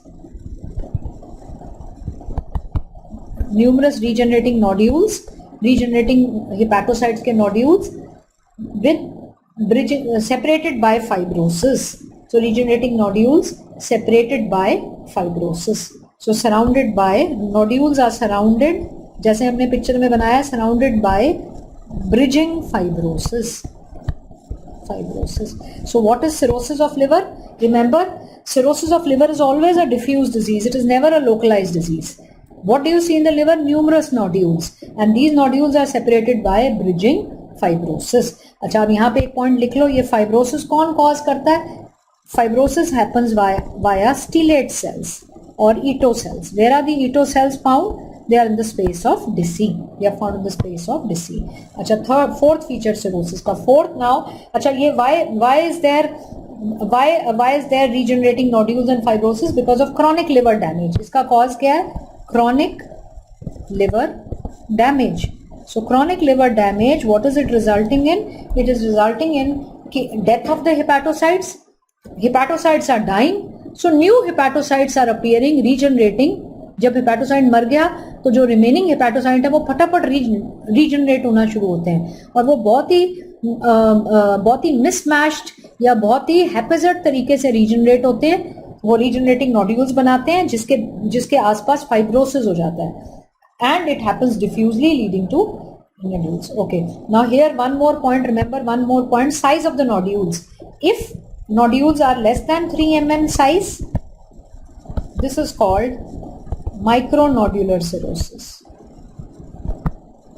So look at the size of nodules. If the nodules are less than 3 mm in size, this is micronodular cirrhosis, and this usually follows metabolic insult. Metabolic insult. अच्छा, metabolic insult का मतलब है अभी हम causes पढ़ेंगे. Metabolic insult means जो liver की metabolic diseases होती हैं, जैसे अल्फा 1 एंटीट्रिप्सिन डेफिशिएंसी में सिरोसिस हो जाता है, हीमोक्रोमेटोसिस में सिरोसिस हो जाता है, विल्सन्स में सिरोसिस हो जाता है. उन सब बीमारियों में जब सिरोसिस होता है तो माइक्रोनोड्यूलर टाइप स्मॉल नोड्यूल्स बनते हैं. अच्छा, second, if the nodules are more than 3 mm in size, this is called as macronodular cirrhosis. And macronodular cirrhosis usually follows hepatic necrosis.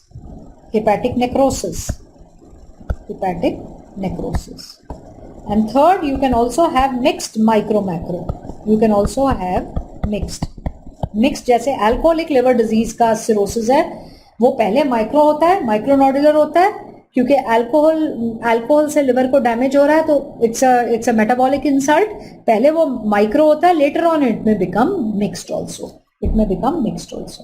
And very important, underline very important point, cirrhosis increases the risk of developing hepatocellular carcinoma. So patients with cirrhosis are at increased risk of developing hepatocellular carcinoma. अच्छा, अब एक point और रह गया. Cirrhosis के feature में क्या पढ़ना हमने? It is a diffuse process. 2, liver में बहुत सारे रीजनरेटिंग नोड्यूल्स हैं. 3, these regenerating nodules are separated by fibrosis, bands of bridging fibrosis. Then हमने साइज देखा, it can be micro, macro or mixed. And 4th, increased risk of developing hepatocellular carcinoma. अच्छा, 5th point. Now when there is damage, when there is these fibrosis हो जाएगा liver में, तो क्या होगा? जो लिवर का ब्लड वेसल्स है, there is damage to the hepatic vasculature, damage to hepatic vasculature, blood vessels, vasculature. So there is damage to hepatic vasculature. When the hepatic vasculature is damaged, this results, number 1, in portal hypertension. So liver is damaged, you know, portal vein brings the blood into the liver. Now there is all gadbad in the liver, so portal vein में pressure बढ़ जाएगा. So this leads to portal hypertension and shunting of portal and arterial blood. And there is shunting of portal and arterial blood. Portal and arterial blood. So shunting of portal and arterial blood. There is shunting of portal and arterial blood. तो क्या होगा जब जहाँ पे एक तो if this is the liver and there are nodules in the liver, say this is the portal vein. Now the blood is flowing into the liver from the portal vein and hepatic artery supply blood to the liver. But now this blood is flowing against so much of resistance. There is fibrosis here, resistance. So this will produce portal hypertension. Okay, and all the features of portal hypertension are seen in cirrhosis. अच्छा, second अब क्या देखते हैं हम? Second हम ये देखते हैं कि you know portal और systemic portal and arterial blood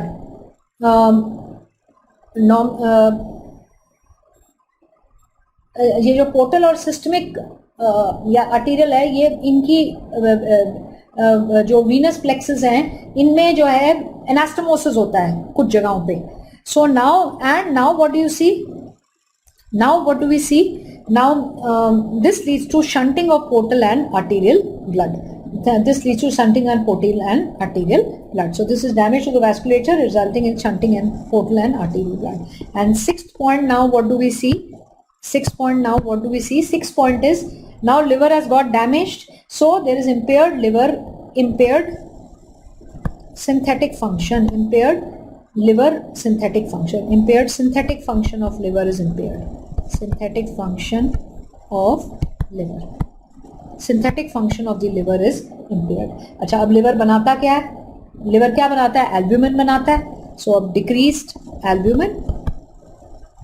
liver क्या बनाता है? liver बनाता है coagulation factors. so अब coagulation factor भी नहीं बनेंगे. so decrease albumin and decreased coagulation factors. So this leads to increased PT and increased PTT and decreased serum albumin. What will this lead to? This leads to decreased plasma oncotic pressure. You know, albumin is responsible for maintaining the plasma oncotic pressure. So decreased plasma oncotic pressure, and this leads to now edema.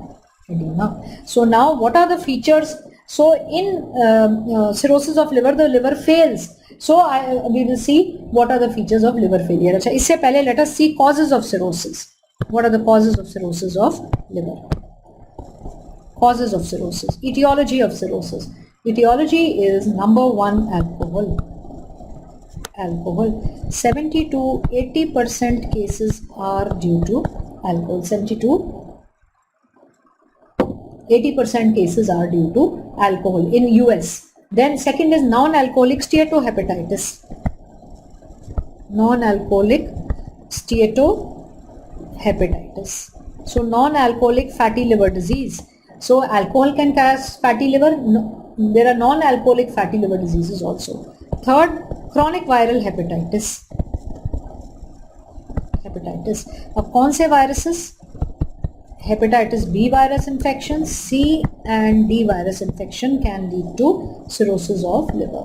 Then autoimmune hepatitis. Hepatitis can progress to cirrhosis of liver. Then biliary tract disease. biliary tract disease. When it leads to cirrhosis, you call it biliary cirrhosis, like stones in the biliary tract, other conditions of the biliary tract. And then genetic and metabolic diseases. Genetic or metabolic diseases can also lead to cirrhosis. अच्छा, ये genetic और metabolic diseases में है हमारा alpha 1 antitrypsin deficiency, 2 Wilson's disease, 3 hemochromatosis, and then there are others also, tyrosinemia, etc. Anemia, etc. all can lead to this. Okay. अच्छा, now what are the cirrhosis में क्या clinical features हो जाते हैं? So what are the clinical features? Now clinical features in cirrhosis are, number 1, cirrhosis leads to portal hypertension. So cirrhosis leads to portal hypertension. Portal hypertension. अच्छा, portal hypertension का मतलब क्या है? Portal hypertension means increased pressure in the portal venous system. Increased pressure in portal venous system. Increased pressure in the portal venous system. अच्छा, portal hypertension can be due to other causes also, not only due to cirrhosis. So यहाँ portal hypertension के cause देख लेते हैं. सबसे common cause है इसका cirrhosis. This is most common cause of portal hypertension is cirrhosis. अच्छा, इसके अलावा और etiologies क्या हो सकते हैं? cirrhosis, western world में cirrhosis. Second, vascular obstruction. अगर portal vein obstruct हो जाएगी, that is Budd-Chiari. That is portal vein Budd-Chiari. Budd-Chiari is hepatic vein thrombosis. If hepatic vein is thrombosed, you know hepatic vein is responsible for draining the blood out of the liver. So if there is Budd-Chiari, that is hepatic vein thrombosis. What is Budd-Chiari? Hepatic vein thrombosis. So now say this is liver, portal vein, this is portal vein, this is hepatic vein. Hepatic vein is supposed to take out blood from the liver, but if there is a big thrombus sitting here, this will cause back pressure, blood will not be drained out, back pressure, and portal vein pressure will increase. So hepatic vein vascular obstruction can be due to Budd-Chiari, that is hepatic vein thrombosis, or it can be due to portal vein thrombosis also. Portal vein thrombosis. So portal vein thrombosis will also, so if there is a thrombus here, this will also increase the pressure in the portal vein and will lead to this. And third very important cause is schistosomiasis. Liver fluke. Liver fluke infection can also cause portal hypertension. Can also cause portal hypertension. अच्छा, अब clinical features क्या क्या होंगे? Portal hypertension से क्या क्या हो जाएगा? Portal hypertension causes splenomegaly. It causes splenomegaly. So now again, if there is liver, this is the portal vein. You know, splenic vein drains into the portal vein. So this will cause enlargement of spleen. So there is splenomegaly, 1, 2, ascites. Ascites, and 3 is something called as caput medusae. Caput medusa. अभी इसकी photo देखेंगे हम caput medusa की. Caput medusa क्या होता है? जो umbilicus के आसपास ना the veins become prominent. So the around the umbilicus, caput medusae is around the umbilicus. The veins become prominent at the sites where portal and systemic anastomosis is there. Okay, so now let us see signs of liver failure. What are the signs of liver failure? अब अगर cirrhosis of liver में क्या हो जाता है? Liver fail हो जाता है. So cirrhosis में क्या है? Liver ultimately fails. So what all do you see? What all do you see? Number 1, you see portal, all signs and symptoms of portal hypertension. That is, you see splenomegaly, we have already written. You see ascites. अभी हम ये देखेंगे caput medusae. Caput medusae. You see this. अच्छा, second अब आपको क्या लिखता है? Remember bad JPGs. Bad BAD JPEGs. GPEGs. Bad GPEGs. So all this is seen in portal hypertension. अच्छा, अब ये क्या क्या है? Let us see in detail. Bad JPGs. So what all is there? Number 1, B stands for bleeding. Bleeding. You know why there is bleeding? Because of liver का काम है coagulation factor banana. So because of decrease production of coagulation factors. So because coagulation factors produced are less, patient will tend to bleed. And when you do a test, there will be increased PT, increased PTT. Both will be, these tests will be increased PT and increased PTT. So there is bleeding, number one. A is asterexis, ASTERIX, asterexis. Asterexis को flapping tremors भी कहते हैं. What are they? Flapping tremors. So liver failure patient will have flapping tremors. They will have flapping tremors. अच्छा ये जो है जो flapping tremors जो होते हैं, this is because they develop hepatic encephalopathy. So इसमें because of increased ammonia, so they have flapping tremors or asterexis, which I will write later. Third, D, Dupuytren's contracture, DUPUTY.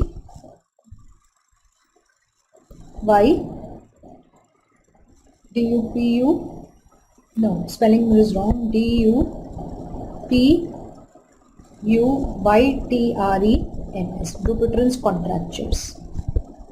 So patients of liver failure have bleeding, flapping tremors or asterexis. They develop Dupuytren's contracture. J stands for jaundice. Then P stands for palms become red. PALMAR. Palmar erythema. You know, liver is responsible for metabolizing estrogen.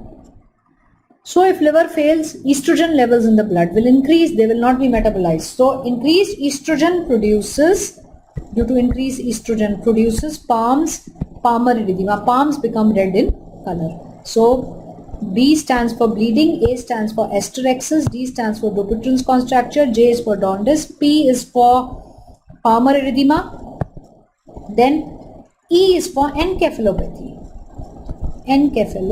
Hepatic encephalopathy बोलते हैं. Encephalopathy क्यों?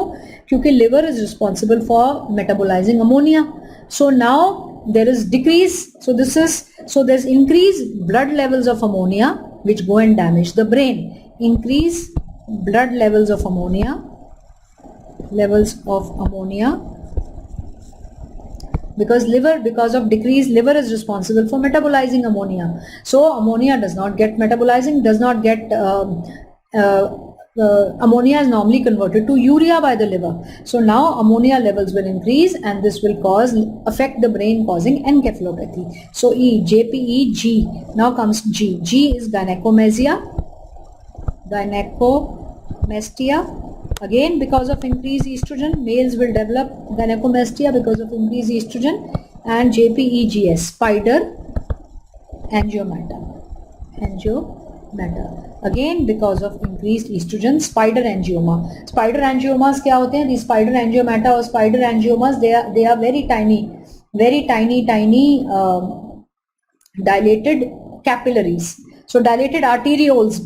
They are dilated arterioles. So over the trunk region there will be reddish colored dots will be seen. These are dilated arterioles because of again increased estrogen. And you know, another very important is wherever portal and so last is, so bad JPGs हमने कर दिया. Now there will be last dilation of venous plexus at the sides. Dilation of venous plexus at the sides of portal systemic anastomosis. जहाँ पे portal systemic anastomosis होता है वहाँ पर अब veins dilate हो जाएंगी. तो अब ये कहाँ होता है portal systemic anastomosis? Number 1 lower end of esophagus पे होता है. So this leads to esophageal varices. So where all do you have portal systemic anastomosis? Lower end of esophagus. So now here they will dilate, producing esophageal varices. Second, gastric varices. Second is gastric varices. Third is caput medusae. This will be veins around the umbilicus will be dilated. So veins around the umbilicus will be dilated. Then all these are seen. In addition, you know, hematological manifestations we have already seen hematological manifestations will be patient will have bleeding because of coagulation disorders.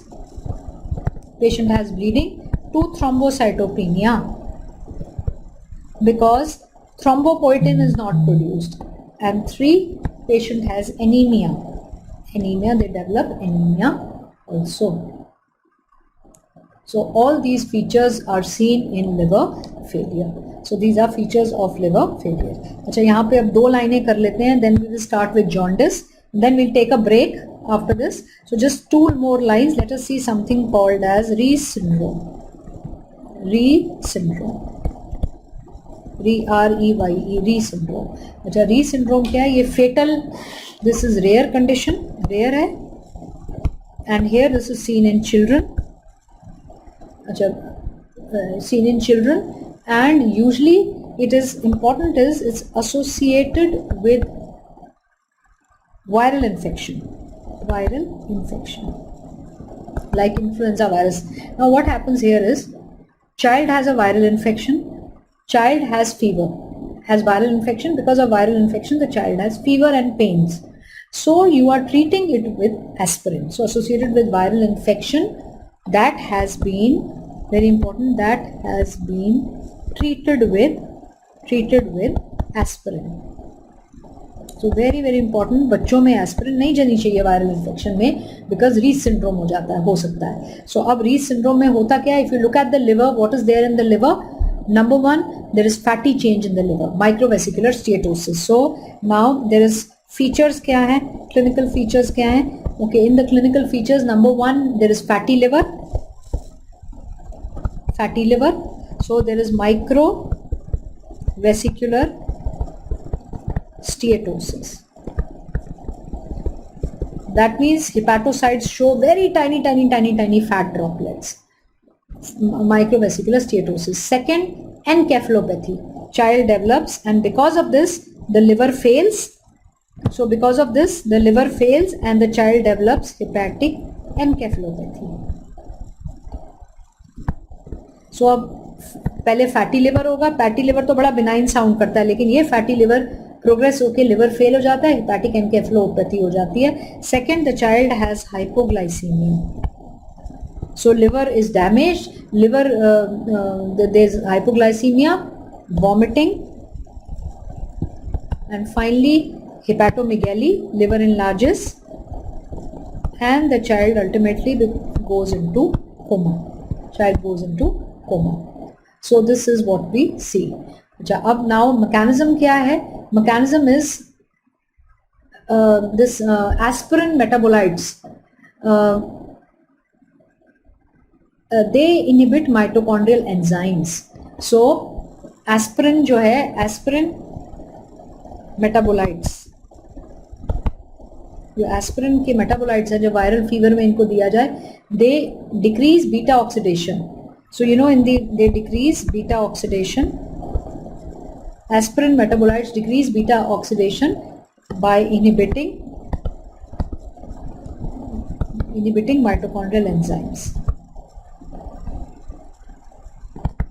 So hepatocytes में जो mitochondria वाले enzymes हैं उनको ये aspirin inhibit करता है, and this leads to this acute syndrome wherein the child develops hepatomegaly, the child develops fatty liver fails, there is vomiting, and the child goes into coma, and this results in death. So this is hepatic, and this is about this part. Okay, now we'll take a break of 10 minutes. It is 7:10. We'll assemble at 7:20, and if you people have any queries, please ask me. If you people have any problems, you can ask me. So after this we'll start with jaundice. Okay, so I'll finish the class here. I'll finish means we'll assemble after 10 minutes. Let us start now. Alcoholic liver disease. Am I audible to all? Please write down on the chat.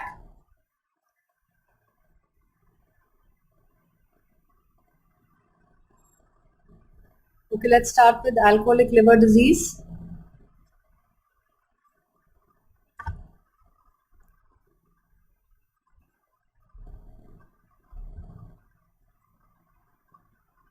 Am I audible, everyone?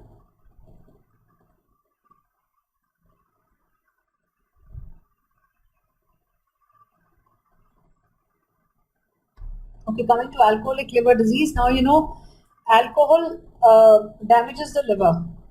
Now, what is the pathogenesis in alcoholic liver disease? Okay, pathogenesis is now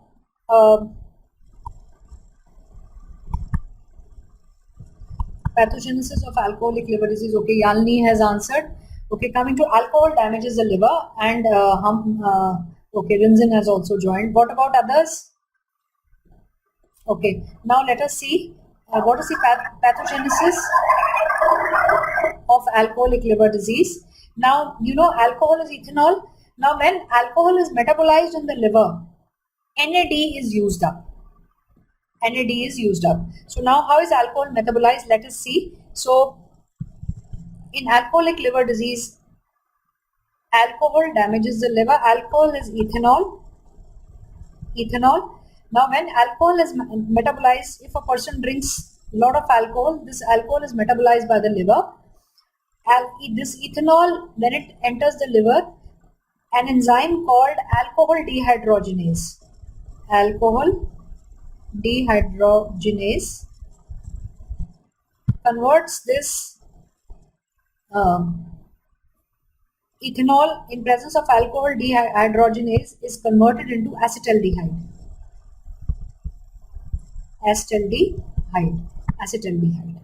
Okay, and in this process, what do you see? NAD is reduced to NADH. Now this acetaldehyde is further converted into acetic acid. Now here the enzyme that converts it into acetic acid is aldehyde dehydrogenase.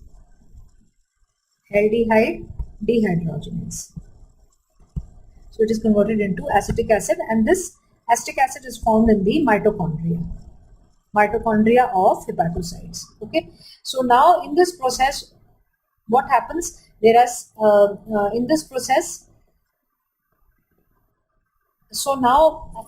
this first step, it happens in the cytoplasm of hepatocytes. So as a result, now because of this metabolism of alcohol, the cytoplasmic level decreased. Hepatocyte cytoplasmic NAD decreases. So decreased cytoplasmic NAD. So decreased cytoplasmic NAD levels in hepatocytes. So अब hepatocytes के पास NAD कम हो जाता है, nicotinic acid dehydrogenase ये कम हो जाता है. And now what is the function of NAD? Now NAD plays a key role in fatty acid oxidation. NAD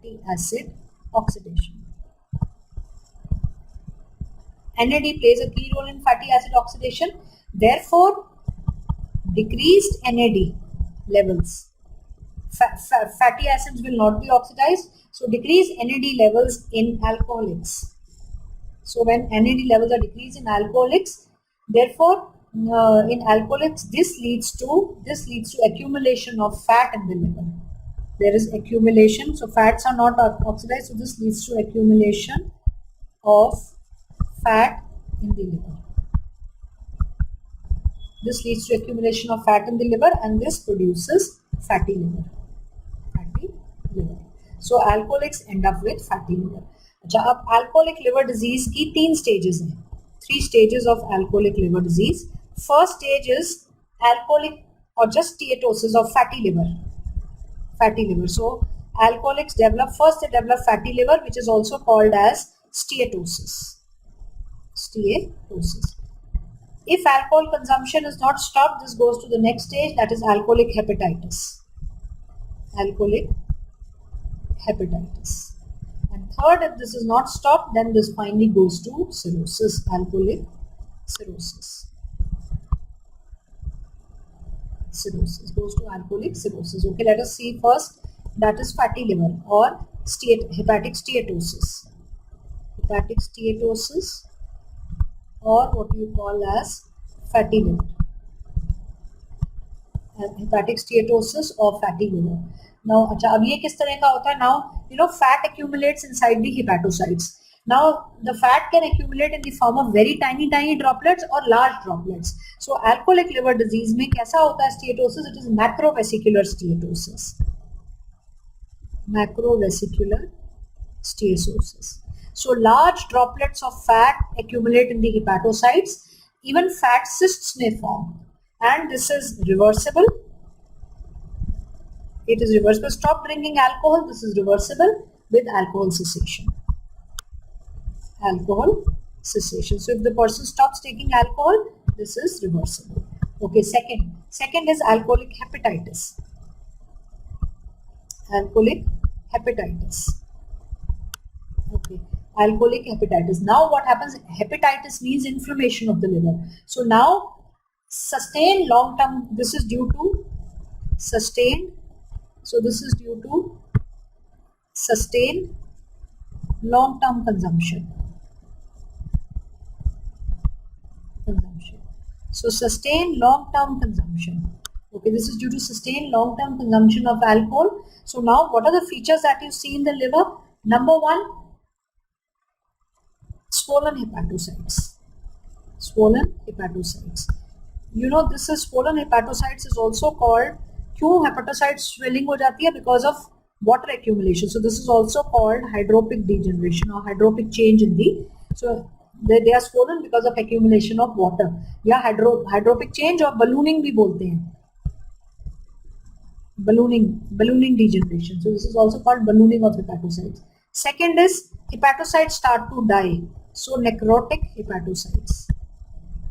So you see swollen hepatocytes, 2 you see necrotic hepatocytes, and 3 you see neutrophilic infiltration. Neutrophils come and sit in the liver. Neutrophilic infiltration in the liver. And fourth, very important, we see something called as Mallory body. Mallory bodies. Mallory bodies. Now what are Mallory bodies? Where do you see Mallory bodies? They are intracytoplasmic. They are seen inside the cytoplasm of the hepatocytes, and they are pink or eosinophilic. So these are intracytoplasmic. Eosinophilic means pink colored. So inside the cytoplasm of hepatocytes, intracytoplasmic inclusions. So hepatocyte के cytoplasm में pink color की inclusions दिखेंगी, which are composed of damaged keratin filaments. Damaged keratin filaments. These are composed of damaged keratin filaments. So you see intracytoplasmic eosinophilic inclusions composed of damaged keratin filaments inside the hepatocytes. Okay, this is the second stage. And last stage is if the person does not stop drinking alcohol. If they don't stop drinking alcohol, finally there is alcoholic cirrhosis. Alcoholic cirrhosis. Now this is final and irreversible form. Final and irreversible stage. Hepatitis is also the previous stage. This is also reversible. But now this is reversible to some extent. Reversible till this is reversible. It is not completely. It is reversible to the extent कि hepatitis की stage में, स्टेटोहेपेटाइटिस की stage में fibrosis नहीं आना चाहिए. So this is reversible to some extent. Finally, final and irreversible stage is cirrhosis of liver. Okay, now what type of cirrhosis is this? This is micronodular. Alcoholic cirrhosis is micronodular cirrhosis. That is, the nodules are less than 3 mm in size. Micronodular cirrhosis, and there is liver is shrunken with hobnail appearance. Hobnail appearance. So there are tiny nodules that protrude on the surface of liver like hobnail appearance. And this is alcoholic cirrhosis is also called Linacre cirrhosis. L-A-E-N-N-E-C. Linacre cirrhosis. Also called Linacre cirrhosis, also termed as Linac cirrhosis. Okay, now clinical features at this stage, clinical features you already know, they will be of liver failure, there will be jaundice, clinical features of chronic liver disease will be there. Chronic liver disease के होंगे, patient will have jaundice, patient will have hypoalbuminemia, all those features will be seen. अच्छा, अब enzymes, if you see liver enzymes in alcoholic liver disease, AST अभी हमने लिखा था AST will be more than ALT and normal usually ratio will be more than 2:1. So AST will be twice more than ALT. Second, gamma GT will also be elevated. Increase gamma GGT, this will also be increased. And if you look at peripheral smear, PS will show presence of macrocytes.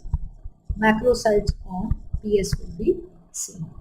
There will be macrocytes on the PS. So this is alcoholic liver disease. Little bit about alcoholic liver disease. So alcohol can cause fatty liver, alcohol can cause alcoholic hepatitis, and alcohol can cause cirrhosis, which is the final irreversible stage. Then fatty liver can also be produced. A liver disease like alcoholic liver disease can also be produced in people who don't take alcohol. So that is called as non-alcoholic fatty liver disease. The second is non-alcoholic fatty liver disease. Non-alcoholic fatty liver disease. अच्छा, non-alcoholic fatty liver disease क्या होता है? Fatty change in the liver. So what is this fatty change in liver? Fatty liver. Fatty change in liver. Fatty change in liver without use of alcohol. Without use of alcohol. So fatty change in the liver without people, they are not using alcohol but they are developing fatty change. अच्छा, अब इसमें क्या है? Like in alcoholic fatty change in the liver without use of alcohol. Now if you remember in the beginning we have written in alcoholic liver disease AST more than ALT. Isn't it? हमने ऊपर लिखा था AST more than ALT और हमने पढ़ा था in other liver diseases always ALT more than AST. So here again ALT more than AST. ALT is more than AST. अच्छा, now non-alcoholic fatty liver disease, in what category of people do you see it? Seen in people with metabolic syndrome. Seen in metabolic syndrome. Okay, now metabolic syndrome में क्या क्या मिलता है? In metabolic syndrome there is number one obesity. There's obesity, and obesity is responsible for fatty liver. So there is fatty infiltration of it. Because of obesity there is fatty infiltration of hepatocytes. So fat accumulates in the hepatocytes because of obesity. Okay, second feature of metabolic syndrome is hyperlipidemia. And which lipids are increased? Triglycerides. So hypertriglyceridemia. And three, there is diabetes or insulin resistance. Diabetes or insulin resistance. There is diabetes or insulin resistance. Okay, now like any other cause of cirrhosis, this may cause. So patients with non-alcoholic fatty liver disease can also develop cirrhosis or hepatocellular carcinoma. You know, a very important complication of cirrhosis due to any cause is development of hepatocellular carcinoma. Alcoholic liver disease में alcoholic cirrhosis में भी hepatocellular carcinoma हो सकता है और non-alcoholic fatty liver disease के patients को भी cirrhosis और cirrhosis में hepatocellular carcinoma हो सकता है. So this is about alcoholic liver disease and non-alcoholic fatty liver disease. Okay, now next important topic, let us first look at jaundice. Jaundice. So before jaundice, let us see a few. Not questions. Questions we'll see later. Okay. Okay, we'll have all this. Will come later. Okay, let us see a bit of. Okay, ये bilirubin metabolism है.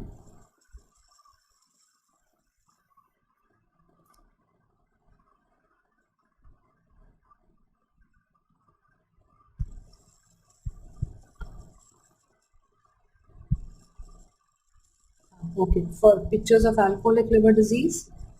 Okay, let us come to this. Okay, cirrhosis of liver. Let us see a few pictures. Now come to cirrhosis. Cirrhosis leads to liver failure. So what are the features of liver failure? So here you already know. Number one, because ammonia is not metabolized in cirrhosis, when the liver fails, ammonia is not metabolized. The ammonia level increase. This leads to hepatic encephalopathy. Second, because of increase, again, estrogen is metabolized in the liver. Increased estrogen produces spider angioma. This is how spider angioma looks like. They are tiny angiomata, tiny dilated arterioles, which look like spiders. Then wherever portal and systemic circulation anastomose, there we have dilated veins. So esophageal varices, gastric varices, and caput periumbilical. This is how caput medusae look like. This is where portal and systemic circulations meet. So wherever they meet, there the veins become dilated. Fourth, because of portal hypertension, there is splenomegaly. Okay. Then fifth, liver produces albumin. So when albumin is not produced, plasma colloid osmotic pressure reduces. This leads to ascites. Also, another reason for ascites in patients of cirrhosis is the vasculature of the liver becomes disorganized. So hepatic lymphatic drainage is also obstructed, so lymph oozes out from the capsule of the liver and accumulates as ascites. Then another, wherever portal and systemic vessels meet, you can have esophageal varices, gastric varices, caput medusae, and hemorrhoids in the rectum. Then there can be testicular atrophy and gynecomastia, because estrogens are metabolized by the liver, so now estrogen levels will increase. Okay, this is the gross of how this is cirrhosis caused by viral hepatitis. Cirrhosis के बहुत सारे causes हमने पढ़े थे. I told you the causes of cirrhosis. So now these are multiple nodules, livers on the liver. Okay, now if you see, this is normal liver. Normal liver. These are lobules of liver like this. This is the portal tract here. This is the central vein. This is the central vein. This is the portal tract. Now this is a picture of cirrhosis of liver. Now what do you see? These are nodules of hepatocytes, regenerating nodules. These are regenerating nodules, and in between this blue color, this is fibrosis. So now see, it looks different from the normal liver. There are regenerating nodules, beach mein there is a lot of fibrosis. This is cirrhosis of liver. Okay. How cirrhosis of liver looks like. Okay, let us see now this question. Now you can look at this picture. What is this showing? You already know. A 63-year-old male with history of alcohol abuse is admitted to the hospital after his wife found him to be confused. On examination, he is disoriented and fatigued. The whites of his eye and skin have yellow hue. Yellow hue means he has jaundice. Furthermore, his hands flap when he holds his arms out straight in front of him. Flapping tremors, these are hysterexis, and extends his wrist. This is the characteristic description of flapping tremors. Ask the patient to extend their arms and their hands will flap up and down. His abdomen is distended with muffled bowel sounds and fluid waves. His abdominal examination is remarkable for finding of abdominal masses as shown in figure A. Which of the following process is most likely responsible for findings seen in the clinical photograph? So please give me the answer to this question. Capillary dilation due to estrogen. This will produce spider angiomas. Hyperammonemia से क्या होगा? Encephalopathy है. Weakness in the fascia overlying the superficial inguinal ring. Anastomosis between the superficial epigastric and periumbilical vein. Paraumbilical veins. And anastomosis between superficial epigastric and gastric veins. Answer to this question. Answer quickly. Please write down your answer.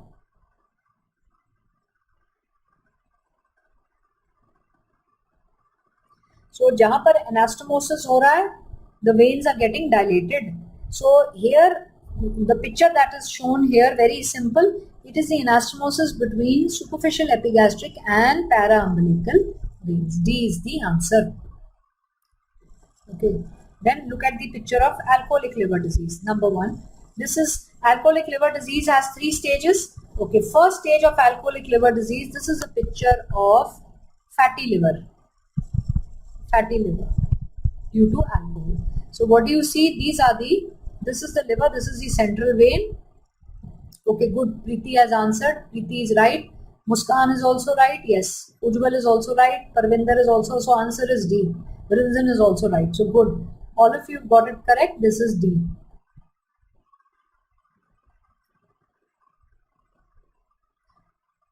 Raghavendra, you are not answering. Yalini has answered. Good. D. Where is Raghavendra? Okay, now alcoholic liver disease, we read there are three stages. First is fatty liver, which is reversible. This is the photo. Second is alcoholic hepatitis, and third is cirrhosis. So now see, this is fatty liver. You can see this is fat droplets, and these fat droplets, some are large, some are small. So this is macrovesicular steatosis. Macrovesicular, large fat droplets. Okay, second picture, this is alcoholic hepatitis. Alcoholic hepatitis. अच्छा, अब alcoholic hepatitis में क्या क्या मिलता है? ये है पहला, यहाँ जो arrow है, this is a hepatocyte. In the cytoplasm of the hepatocyte, this pink colored inclusion, this is Mallory body. जिस पे arrow है, this is a Mallory body. This is Mallory body, and what do you see here at this stage? These are neutrophils inside the liver. Again here, this is also the same picture. These are fatty. These are fatty hepatocytes. Fatty change. Alcoholic hepatitis है, इसमें ये fatty change हो रहा है. फिर ये क्या है? ये inflammatory cells हैं, neutrophils हैं. Liver में ये fatty change है. Fatty change है. This is a stage of alcoholic hepatitis. Hepatitis में क्या आता है? Mallory bodies है, hydropic. अच्छा, fatty change है, और also this is fatty change. Fat droplets, fatty change, and what you are seeing here, these are the hepatocytes. This is hydropic change, ballooning degeneration, hydropic change in the hepatocytes, and these are neutrophils. And this picture here, where there is arrow, this is Mallory body. And last stage is cirrhosis. This is the cirrhosis, micronodular cirrhosis, which you see in alcohol. This is also called as linaic cirrhosis, micronodular or linaic cirrhosis. So this is alcoholic liver disease. Okay, now look at the next question. Again, this is next question. Beautiful slide here. This is fatty liver in alcoholics. So question, a 39-year-old Caucasian male presents for physical examination. He has slight hepatomegaly. During history, he states that he drinks 7 to 8 beers a day. Biopsy is shown here. What is the primary mechanism for abnormality shown in figure A? Answer इसका आप सबको आना चाहिए. फटाफट answer लिखो, फटाफट answer लिखो सब लोग. Quickly write down the answer to this question.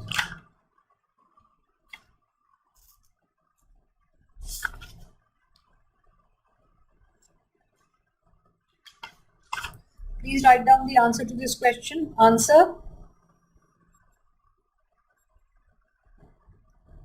प्रीति, मुस्कान, उज्जवल, परविंदर, रिंजन, यालिनी और जो भी हैं सब लोग, और राघवेंद्रा कहाँ है? राघवेंद्रा, सब लोग इसका आंसर लिखो. Okay, so answer to this question is decreased production of NAD. So you know, I told you, when alcohol is metabolized in the liver, when ethanol is metabolized, NAD is converted, is reduced to NADH. And then you know, this is a slide of fatty liver, and fatty acid oxidation के लिए NAD की जरूरत है. So now, okay, Rinzin is right. So fatty acid, okay, Preeti is also right. Muskan, okay, all of you, okay. So fatty acid oxidation is not happening. So fats are accumulating in the liver. So all of you have got it right. So answer to this is okay. Okay, this question, now we'll see this question later on. This is the next question. Okay, now let us come back to the next topic. Let us see jaundice. What is jaundice? Okay, Parvinder has also got it right. Yalini, the answer is B. Let me show the question again. Okay, answer is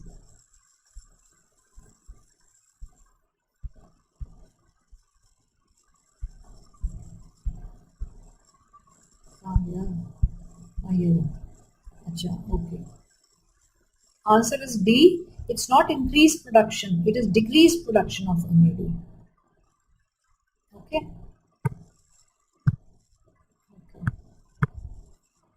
Okay, coming to jaundice. Looking at jaundice, what is jaundice? Jaundice is yellowish discoloration of skin and sclera. Definition of jaundice: yellowish discoloration of skin and in the eye and or sclera. Sclera is called jaundice. So yellowish discoloration. Okay, so Yalini has also got it right. Yes, it is B.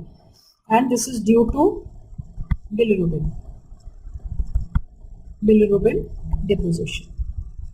तो जब bilirubin deposit हो जाता है, बढ़ जाता है, और usually कितने से ऊपर होता है जब जॉन्डिस होगा? Serum bilirubin, normal serum bilirubin is less than 2. So this is serum bill is more than 2 milligram per deciliter or 2 milligram per cent. So that is jaundice. Okay, now causes of jaundice. Causes of jaundice can be classified into, now jaundice can be, causes of jaundice can be prehepatic,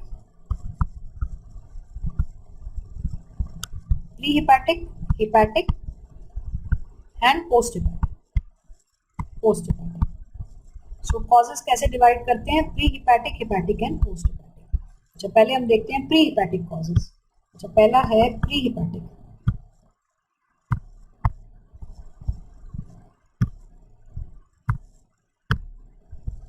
pre hepatic causes of jaundice.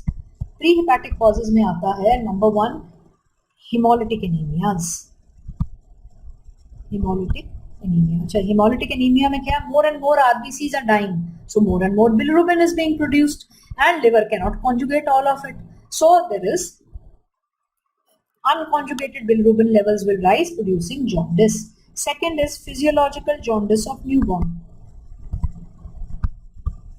Jaundice of newborn. And then third, what we will read today is hereditary Gilbert syndrome. Gilbert syndrome. These are hereditary conditions causing jaundice. And fourth is Crigler-Najjar. Crigler-Najjar syndrome. Both these Gilbert and Crigler-Najjar अभी हम पढ़ेंगे. ये hereditary hyperbilirubinemia है. अच्छा, अब important point, ये जो pre hepatic causes हैं, इन सब में कौन सा बिलिरुबिन बढ़ जाता है? अच्छा, अब इससे पहले let us, okay, I have missed one thing. In all these conditions, there is unconjugated bilirubin is increased. So there is unconjugated hyper.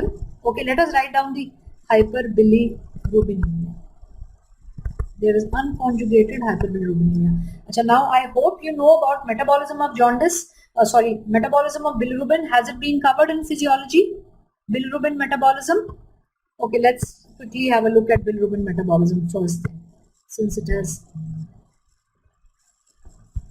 Let us come to bilirubin metabolism first. अच्छा, ये देखो bilirubin metabolism है. ये bilirubin कैसे metabolise होता है?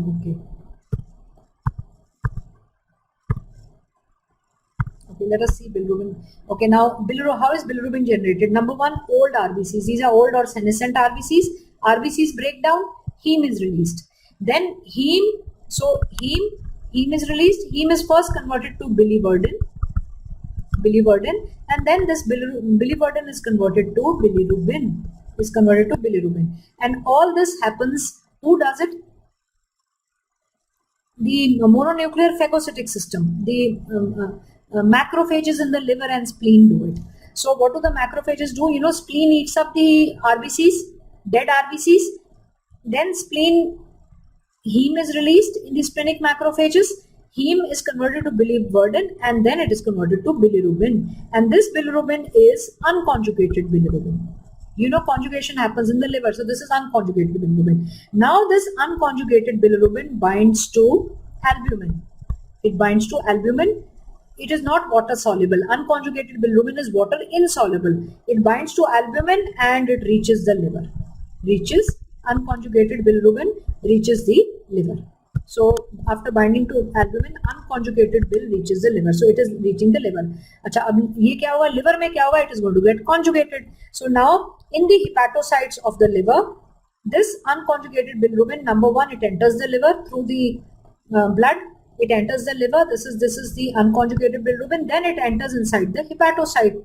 In the hepatocyte, this unconjugated bilirubin is conjugated into bilirubin glucuronides. So conjugated in the liver. Conjugated in the liver. Up for conjugation of bilirubin in the liver, we require an enzyme called as UGT-A1 glucuronyl transferase.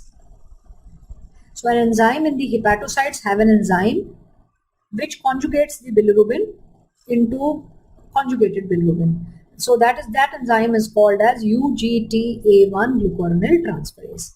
So bilirubin gets conjugated. Isse pehle, from the blood, look at this step 3. From the blood, bilirubin reaches the liver. In the liver, it has to go inside the hepatocyte. So there are proteins, or isko kehte hain hepatocyte uptake. Some people take it inside. If these people are missing, the people who take this unconjugated bilirubin inside the hepatocyte, again jaundice can happen. Then once the bilirubin enters the hepatocyte, it gets conjugated. Who is responsible for conjugating? An enzyme called as UGT-A1 glucuronyl transferase. Once this gets conjugated, now it comes out of the hepatocyte into the bile duct. Out of the hepatocytes into the bile duct. Again, it is very important that somebody transports it out of the hepatocytes into the bile duct. So again, we need an enzyme here. Then it comes into the bile duct. From the bile duct, bile ducts open in the intestine. Duodenum mein open karti hain. The common bile duct opens into the duodenum. At the ampulla of Vater, it comes out. Then this bilirubin now goes to the large intestine, to the colon. In the colon, what is there? In the colon, there are bacteria. These bacteria deconjugate the bilirubin again. वो conjugated bilirubin आया, उसको फिर से deconjugate कर देते हैं. They deconjugate it, and then this unconjugated bilirubin again goes back into the liver. This is called as enterohepatic circulation. It goes back. Then also the intestinal bacteria convert some of this bilirubin into urobilinogen and stercobilinogen. Stercobilinogen is excreted in the stools, and it is responsible for color of feces. And urobilinogen enters the blood. It goes into the blood and it is excreted by kidneys. So kidneys will excrete it, and it is responsible for color of urine. So color of urine. So once again, look at this bilirubin metabolism. First, how is bilirubin generated? Old or senescent RBCs in the spleen. The macrophages of the spleen break these RBCs, release heme. Then in the macrophages, heme is converted to biliverdin and then to bilirubin. And this bilirubin is the unconjugated bilirubin. This unconjugated bilirubin is water insoluble.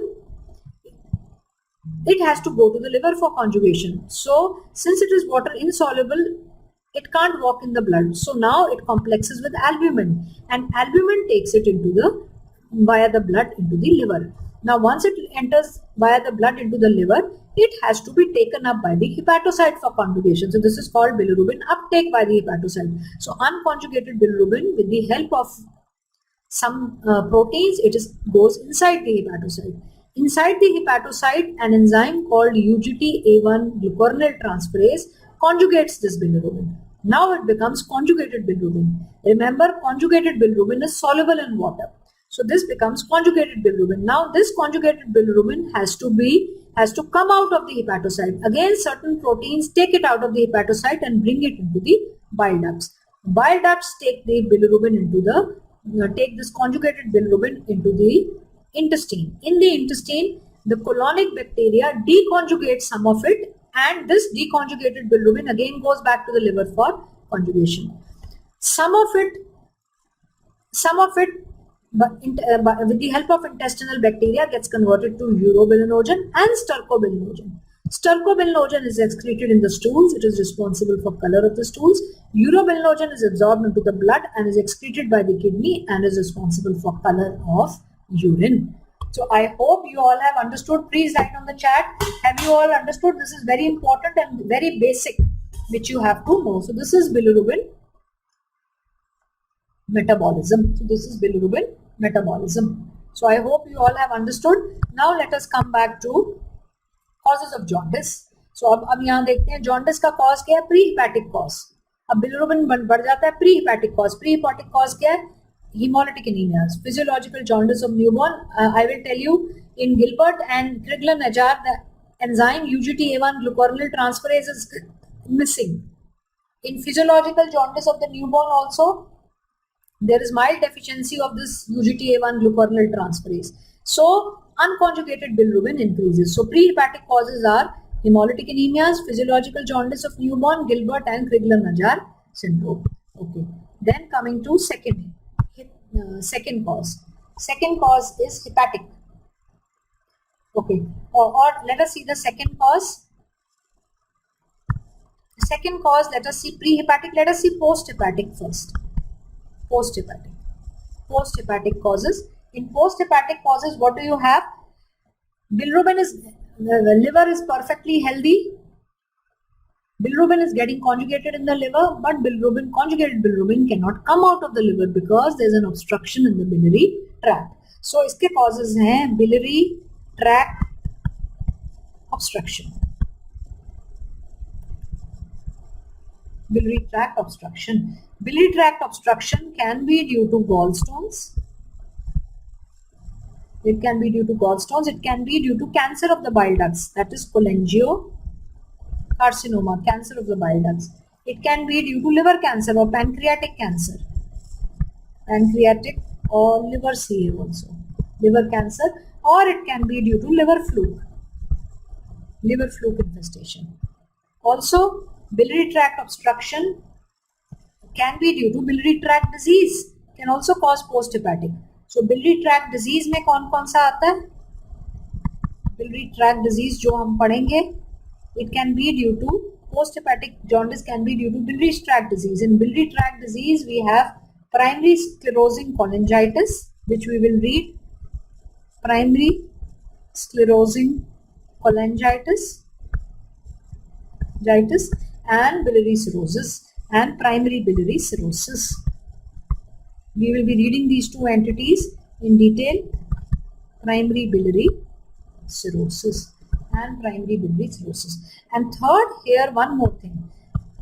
Bilirubin is getting conjugated, but it is not coming out of the it is coming out of the liver, but there is something wrong with the bile ducts which are not conveying it further down into the intestine. Another is biliary tract is all right.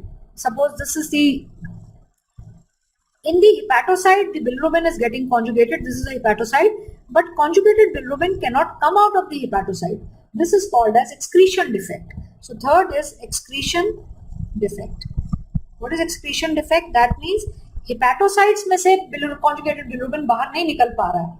This is seen in Dubin-Johnson and Rotar syndrome. So this is seen in, we will be reading this also, Dubin-Johnson and Rotar syndrome. So this is seen in Dubin-Johnson and Rotar syndrome. So now what have we done? And in all these, what type of bilirubinemia is there? There is conjugated hyperbilirubinemia. Conjugated hyperbilirubinemia. So bilirubin has got conjugated, but conjugated bilirubin cannot come out of the liver because of biliary tract obstruction or biliary tract disease, or it cannot come out of the hepatocyte due to the protein responsible for taking it out of the hepatocyte is missing. So now, first was prehepatic, this was unconjugated hyperbilirubinemia. Second is posthepatic, that is conjugated hyperbilirubinemia, that is the cause is posthepatic. Okay, coming to third now category of causes is hepatic jaundice, that is where the cause lies in the liver. So this is hepatic cause. Hepatic cause where this is seen in hepatitis. Cause iska hai hepatitis and cirrhosis. Now here what do you see?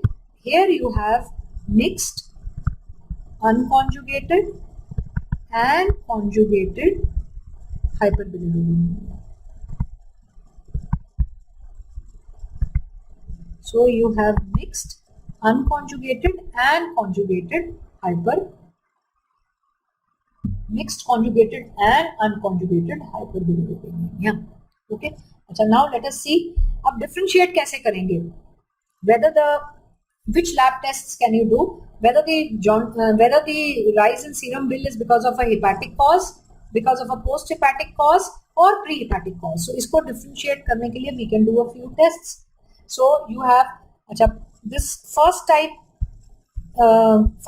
pre-hepatic is usually pre-hepatic cause is also referred to as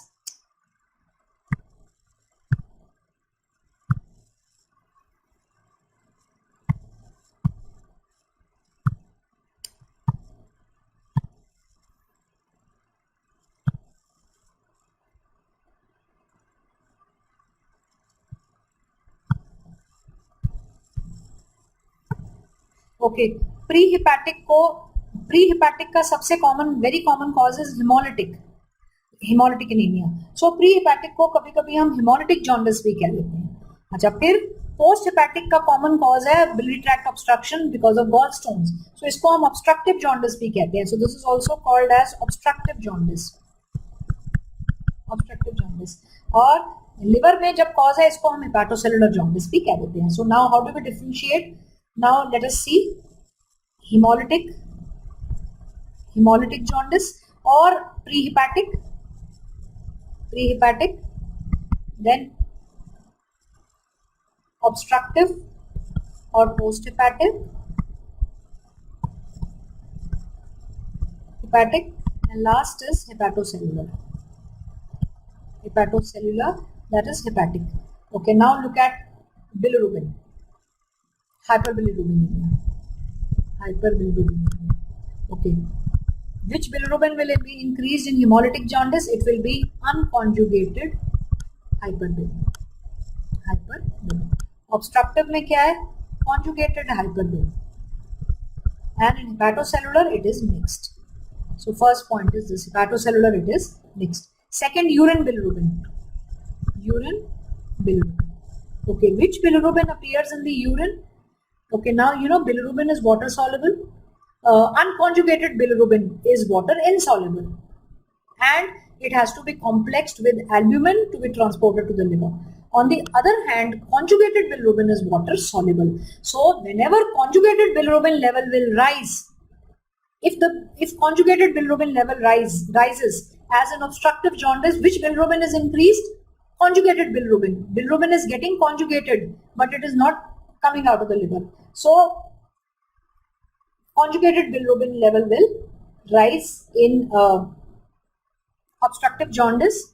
Conjugated bilirubin level will rise. So now when conjugated bilirubin level rises, since it is water soluble, it will be excreted in the urine. So when you see bilirubin in the urine, which bilirubin are we talking about? Always bilirubin that will appear in the urine is the conjugated bilirubin because it is water soluble. So when will it appear in the urine? Whenever conjugated bilirubin level rises. And conjugated bilirubin levels rise in obstructive jaundice. So in obstructive jaundice, this will be increased. In hepatocellular, we have both mixed conjugated and unconjugated. So here also urine में bilirubin मिल सकता है. Whereas in hemolytic jaundice, bilirubin is not getting conjugated.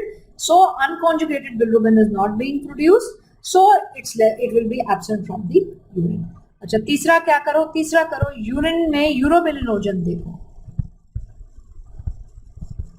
Look for urobilinogen in the urine. Okay, now look for urobilinogen in the urine. Now in obstructive jaundice, what happens? There's obstruction to the flow of bile.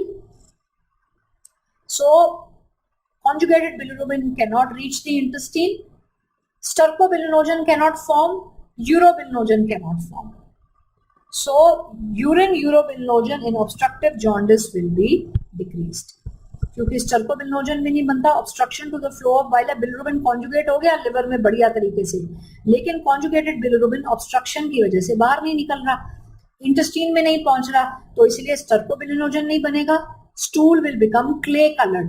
Colour of the stools will not be there because bilirubin is responsible, stercobilinogen is responsible for color of stool. So stools will become clay colored. And second, urobilinogen will also not be formed. So in the urine there will be no urobilinogen.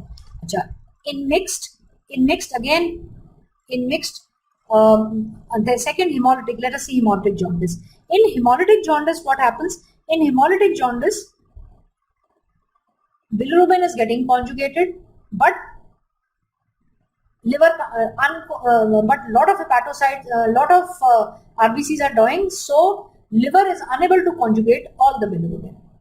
But whatever bilirubin liver is conjugating, it is coming into the intestines, it is getting converted into stercobilinogen, it is getting converted into urobilinogen also. So urobilinogen, urine mein urobilinogen is present and its level may be elevated. And in hepatocellular, it's mixed. It can be normal or increased. So this is how you differentiate hemolytic jaundice from obstructive jaundice from hepatocellular jaundice. Okay, now let us come to, we will discuss a few important causes of jaundice. यहाँ पर हम physiological jaundice of newborn थोड़ा सा पढ़ेंगे, Gilbert syndrome, Crigler hereditary hyperbilirubinemia पढ़ेंगे, जिसमें आता है Crigler-Najjar syndrome, Gilbert syndrome and Dubin-Johnson and Rotar. These are hereditary hyperbilirubinemia. So first let us see neonatal या physiological jaundice of newborn. Few lines on physiological jaundice. Physiological jaundice of newborn. Okay, physiological jaundice of newborn. This is jaundice at birth. So newborn is jaundice at birth. Okay, and this is at birth. The child is born. There is jaundice, but this jaundice occurs after 24 hours of life. Occurs after 24 hours of birth. Very important. It occurs after 24 hours of life of birth and usually resolves without treatment. It resolves without treatment in 1 to 2 weeks. Child becomes alright without treatment. Usually resolves without treatment in 1 to 2 weeks. अच्छा, cause क्या है? Now you know, in a newborn the liver is immature. Liver is immature and there is deficiency. There is the UGT glucuronidase transferase enzyme which conjugates the bilirubin, that is immature. So cause is immature UGT-A1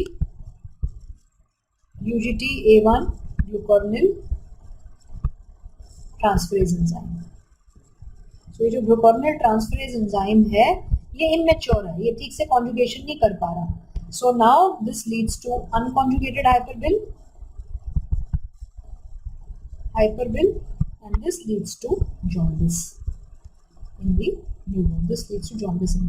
newborn. So sometimes, rarely, these children can also develop kernicterus. Kernicterus.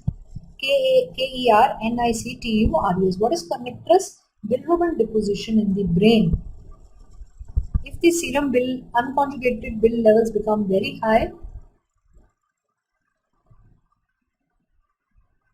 okay, I'll just answer your questions. Muskan and Parvinder, I will answer your questions. Okay, in kernicterus, what happens? Bilirubin, unconjugated bil deposits in the brain. Deposits in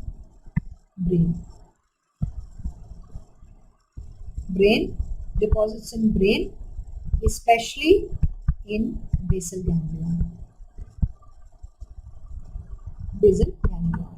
अच्छा, treatment क्या है? Treatment usually तो in most of the children within 1 week it will resolve spontaneously. Jaundice will go away temporarily, or else you can give phototherapy. Phototherapy में क्या होगा? Phototherapy जो है उसमें हम phototherapy isomerizes unconjugated. It converts phototherapy. It isomerizes unconjugated bilirubin to water soluble form. So it converts unconjugated bilirubin to water soluble form, which can be excreted. So this is physiological jaundice of the newborn. Okay. Achha, now you people have asked me, how is urobilinogen increased in hemolytic and okay, let us come back to bilirubin metabolism again. After that we will start with hereditary hyperbilirubinemia.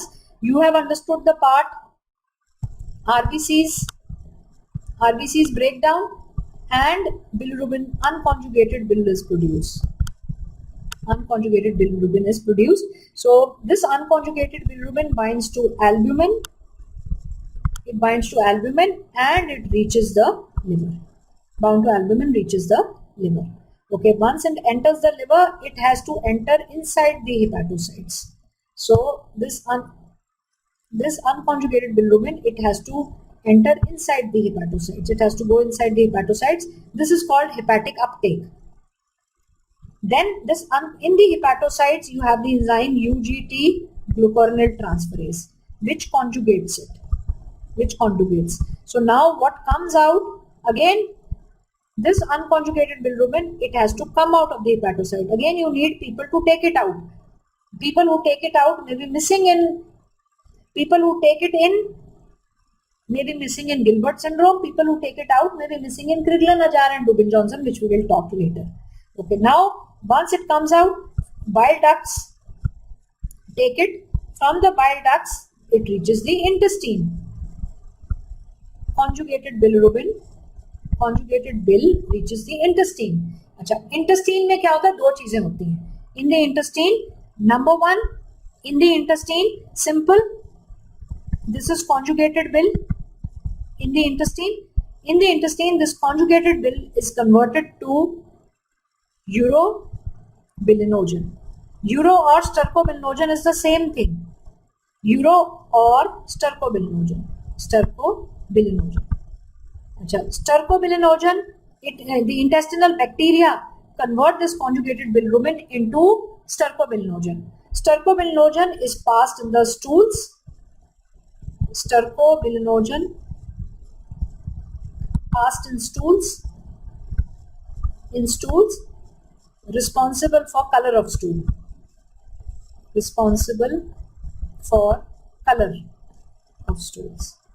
Okay. And urobilinogen enters the blood, excreted by kidney, responsible for color of urine.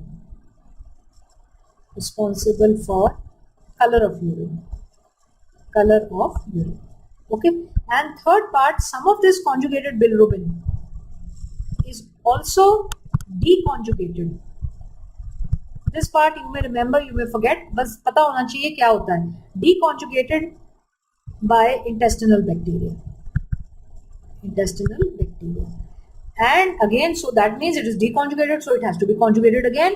So it goes back into the liver for conjugation. This is called enterohepatic circulation.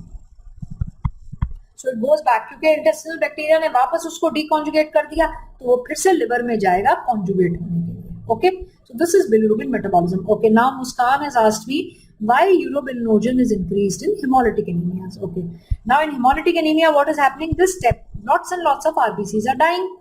So unconjugated bilirubin is increasing. Okay, but liver is conjugating everything. Liver is trying to conjugate as much as it can. So liver is conjugating it, and as a result, urobilinogen is being produced. Increased urobilinogen more than normal is produced because more and more bilirubin is coming into the liver for conjugation. So urobilinogen level increases. Stercobilinogen also increases. So urobilinogen increases in the urine. More and more urobilinogen and stercobilinogen will be formed. So they increase in the urine and in the stool. So in hemolytic jaundice,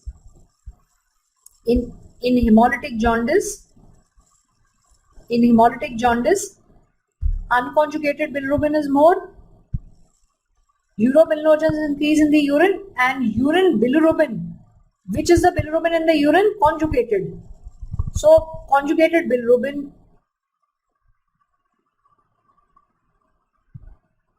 in the urine is absent. Conjugated bilirubin will appear in the urine only when there is obstruction to the flow of bilirubin. Okay. Now Muskan and Parvinder, have your doubts been cleared? Muskan and Parvinder, has your doubt been cleared? Okay. Now let us come to, please write down, if there's still query, I'll explain in the end. Let us come to hereditary hyperbilirubinemia.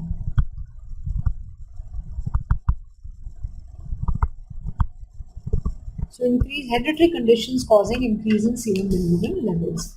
Okay, now hereditary hyperbilirubinemia में पहला है Gilbert syndrome. पहला है Gilbert syndrome. Gilbert syndrome is all these hereditary hyperbilirubinemias are autosomal recessive. They are all enzyme defects and they are all autosomal recessive. Okay. Now first is Gilbert syndrome. Gilbert syndrome is very common. बोलते हैं 5% of the population has Gilbert syndrome and it has no clinical consequence. No clinical consequence. अच्छा, अब what is Gilbert syndrome? Gilbert syndrome में क्या है? There is mild decrease in UDP glucuronidase transferase. So cause of Gilbert syndrome दो हैं.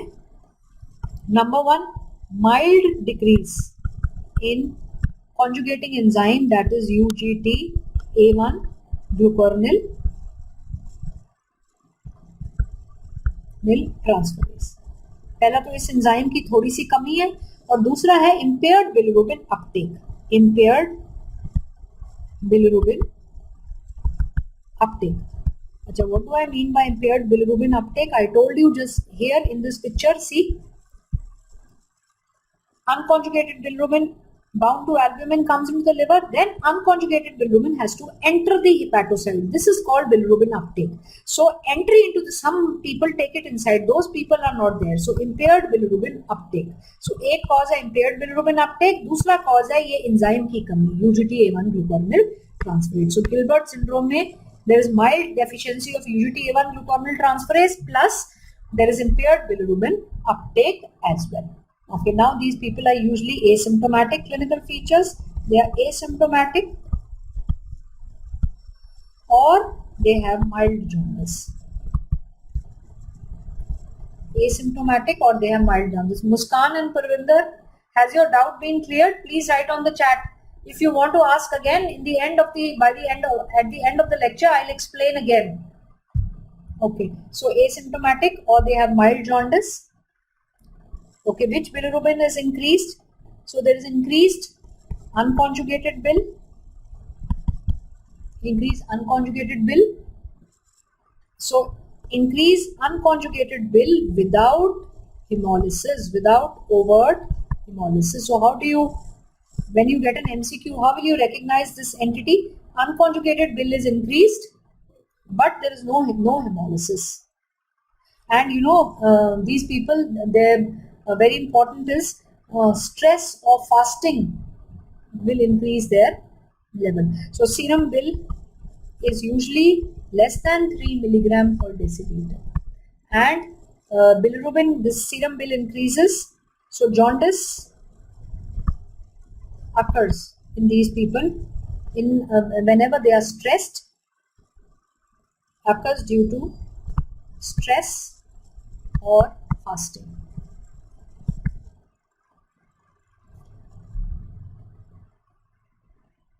Okay, urobilinogen in obstructive and hepatocellular, then it's absent or reduced in obstructive causes. Okay, Parvinder and Muskan, I'll come back to your, okay. Parvinder has asked me, then it is absent or reduced in obstructive causes. Urobilinogen. देखो यहाँ Parvinder, ये देखो, ये है urine urobilinogen. Obviously, in obstructive causes, it is reduced. So urine urobilinogen is reduced in obstructive causes. It is reduced. And Muskan has asked urobilinogen in obstructive. Obstructive jaundice. देखो hepatocellular is a mixture. In hepatocellular, unconjugated and conjugated bilirubin both are increased. So forget about hepatocellular. You get a mixed pattern. In obstructive jaundice, what has happened? This is obstructive jaundice.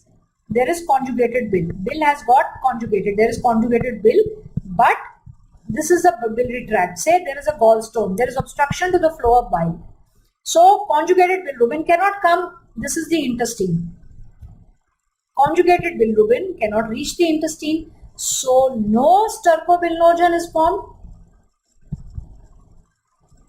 and no urobilinogen. Urobilinogen और सर्कोबिलिनोजन कहाँ बनते हैं? Intestine में बनते हैं. तो जब bile flow ही नहीं कर पा रहा है, when the bile cannot reach the intestine because of obstruction, this conjugated bilirubin cannot reach the intestine. It is in the intestine that conjugated bilirubin is converted to sterco and uro. So no urobilinogen. So in obstructive jaundice, no urobilinogen in the urine. And color of stool, no urobilinogen in this, stercobilinogen in the stools. So stools become pale or clay colored. Okay. अच्छा, और hepatocellular में mixed है, दोनों बिलिरुबिन्स बढ़े हुए हैं, तो दोनों के फीचर आएंगे. हेपाटोसेलुलर में दोनों के फीचर आएंगे. Hyperbilirubinaemia will be mixed, both conjugated and unconjugated. Urine bilirubin will be increased. Urine urobilinogen will also be there. So it will have features of both. Okay. So now let us come to, we have finished Gilbert syndrome. So jaundice occurs due to stress. In Gilbert, jaundice occurs due to stress or fasting. Okay. So anybody else, if you have any queries, this bilirubin metabolism is very basic. ये अगर आपको नहीं आता, अगर आपको ये समझ में नहीं आता, you cannot be pardoned. This is basic pathology, basic physiology. Okay. So you will not be pardoned if you don't know these basics. Okay. आगे जाके स्टेप 2 के लिए भी पढ़ोगे, जब मेडिसिन पढ़ोगे, अगर ये बेसिक नहीं आते होंगे तो आगे दिक्कत होगी. Okay. Okay, now coming to second syndrome. Second hereditary hyperbilirubinemia syndrome is Crigler-Najjar. Crigler-Najjar. Crigler-Najjar syndrome. Crigler-Najjar. Okay, Parvinder has understood now. Muskan, what about you? Okay, coming to Crigler-Najjar. Muskan, you also write down. If you still have a query, I'll explain this. I'll explain it. Okay. Now coming to Crigler-Najjar. Now in Crigler-Najjar syndrome is of two types. Autosomal recessive. I told you all the hereditary hyperbilirubinemias are autosomal recessive. Okay. Now Crigler-Najjar is of two types. Type 1, type 2. Okay. Now type 1 is very severe. Very severe. Now in type 1 there is complete deficiency. Complete deficiency of UGT-A1 glucuronidase transferase. So the conjugating enzyme is completely absent. So conjugating enzyme is completely absent. And this presents early in life. So it will present early in life, and usually children die within first year. Death within first few years of life, death will happen. And you know, serum bill is typically more than 20 milligram, will go more than 20 milligram %. And which bilirubin is this? It is unconjugated bill. So this is unconjugated bill which has increased. And you know, the child has, you know, unconjugated bill can be deposited in the brain. So there is jaundice. And the serum bill, as I told you, is more than 20 milligram plus kernicterus. It can deposit in the brain. So it can deposit in the brain. Okay. And treatment इसके लिए क्या करते हैं? Treatment is plasmapheresis. Plasmapheresis. You know, plasmapheresis, it rapidly removes albumin. Rapidly removes albumin that is tightly bound to bilirubin. So, you know, albumin, by plasmapheresis we will remove albumin, and you know, this albumin is bound to bilirubin. So we, in a way, we are removing bilirubin also. So plasmapheresis and phototherapy. अब type 2 जो है, इसका type 2, this is less severe. इसमें deficiency जो है less severe है, and it responds to phenobarbital.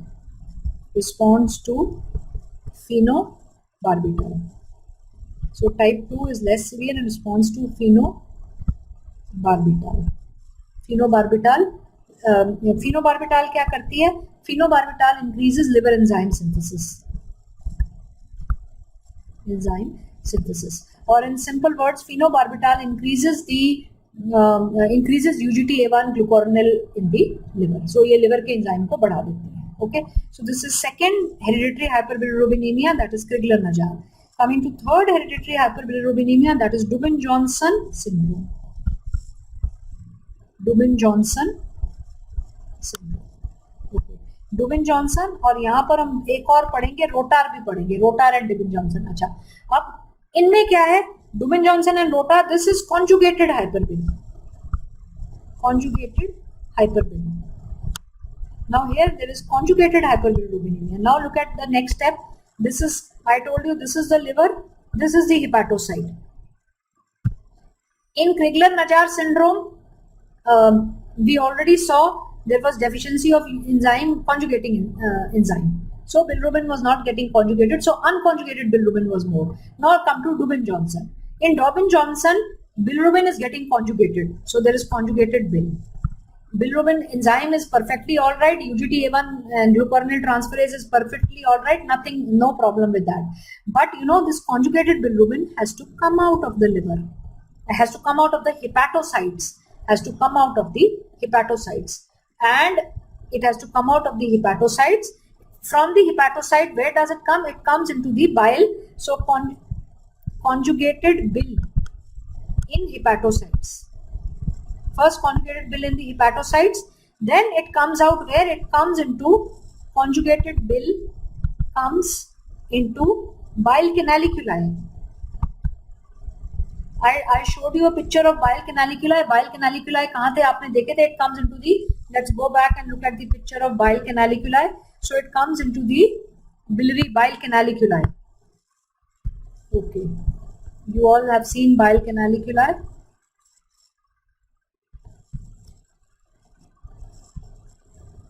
It comes into the bile canaliculi. Okay. These are the bile between the hepatocytes, these green colored, these are the bile canaliculi. So once the bilirubin gets conjugated in the hepatocytes, it comes into the bile canaliculi and then it goes into the bile ducts. So bile canaliculi mein aata hai aur phir kahan jata hai? Then it goes into the bile ducts. So now conjugated bilirubin comes into the bile canaliculi, then it goes to the intrahepatic bile ducts. छोटी छोटी bile ducts में जाता है, then it comes into the extrahepatic, then it comes into the extrahepatic bile ducts, or it comes into the extrahepatic bile ducts. Extrahepatic bile ducts में है common bile duct में आएगा और वो right and left bile duct में आएगा, फिर common bile duct में आएगा और वो liver में पहुंचेगा, वो intestine में पहुंचेगा. Now what is the defect in Dubin-Johnson syndrome? In Dubin-Johnson syndrome, there is a problem in conjugated bilirubin entering the bile canaliculi, because to take the conjugated bilirubin into the bile canaliculi, we need a canalicular multi-drug resistant protein. So there's a canalicular protein that takes it into the bile duct. That canalicular protein is mutated. So in Dubin-Johnson syndrome, there is, what do you see? I'll just write down. There is conjugated hyperbilirubinemia, due to defective liver excretion. Due to defective liver excretion. Liver is unable to excrete. Excretion of this conjugated bilirubin. Achha. And reason for this is mutation in canalicular, mutation in a canalicular multi-drug resistant protein 2.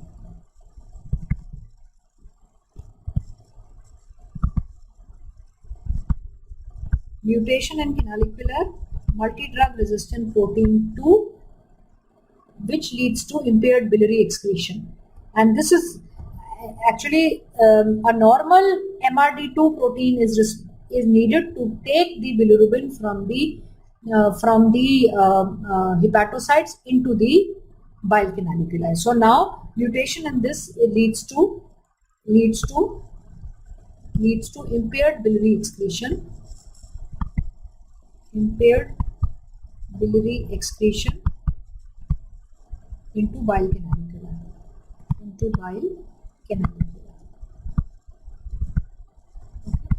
Okay. Then another characteristic feature of this Dubin-Johnson is gross. Look at the liver, black colored, black liver. Very, very important, black liver, because polymers of epinephrine give the liver a black color. Okay.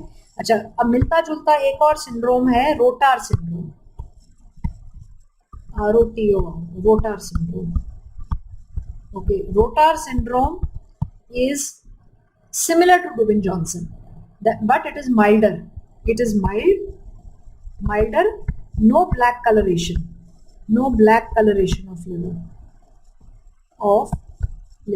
In rotar syndrome, there is no black coloration of liver, and this is due to, again, same. Now, this is associated with, rotar is associated with mutations. So rotar is similar to Dubin-Johnson. Again, rotar is also conjugated hyperbilirubinemia. Conjugated like Dubin-Johnson, conjugated hyperbilirubin is increased, but it is due to mutation is different. It is due to mutation in SLCO1B1 and SLCO1B3 genes. These are the genes leading to defect in hepatic storage, leading to a defect in hepatic storage of conjugated bill. So hepatocytes are unable to store the some defect in storage of conjugated bilirubin. So these are the hereditary hyperbilirubinemias. Okay, let us now look at a few questions based on this. Okay.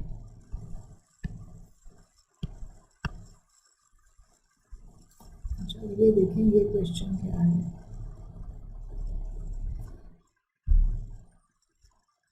A 67-year-old male. Here, I think this we will see later. This is a different question. Okay, now let us come to, now look at this history. This is a typical history of 24-year-old medical student is 2 weeks into her first surgery rotation when her senior resident tells her that her eyes look a little yellow. She experienced her first needle stick injury in the operating room just 1 week earlier and began to worry about hepatitis. Other than rarely having time to eat at work, she has no other complaints or symptoms. Okay, now this is the characteristic. A needle stick injury is just complicating the issue. If there's a needle stick injury, hepatitis, we may think of hepatitis and the jaundice is due to that, but no, this is just an incidental thing.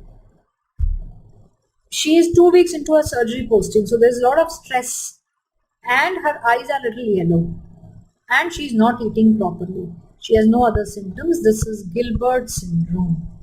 Gilbert syndrome is common, so this is complicating the issue. Okay, then a 1-week-old boy presents with yellow sclera, so 1 week old, severe lethargy and decreased muscle tone. Okay, now lethargy and decreased muscle, yellow sclera is jaundice.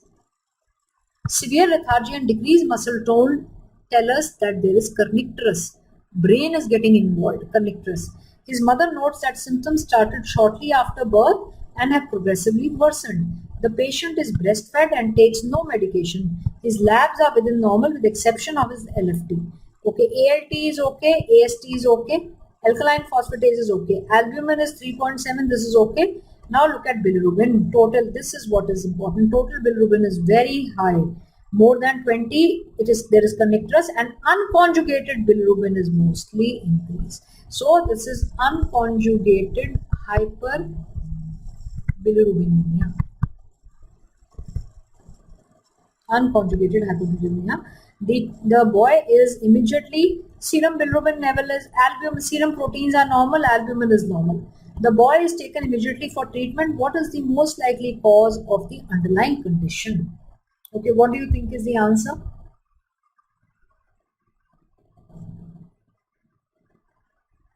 Child has developed kernicterus, serum bilirubin level is very, very high.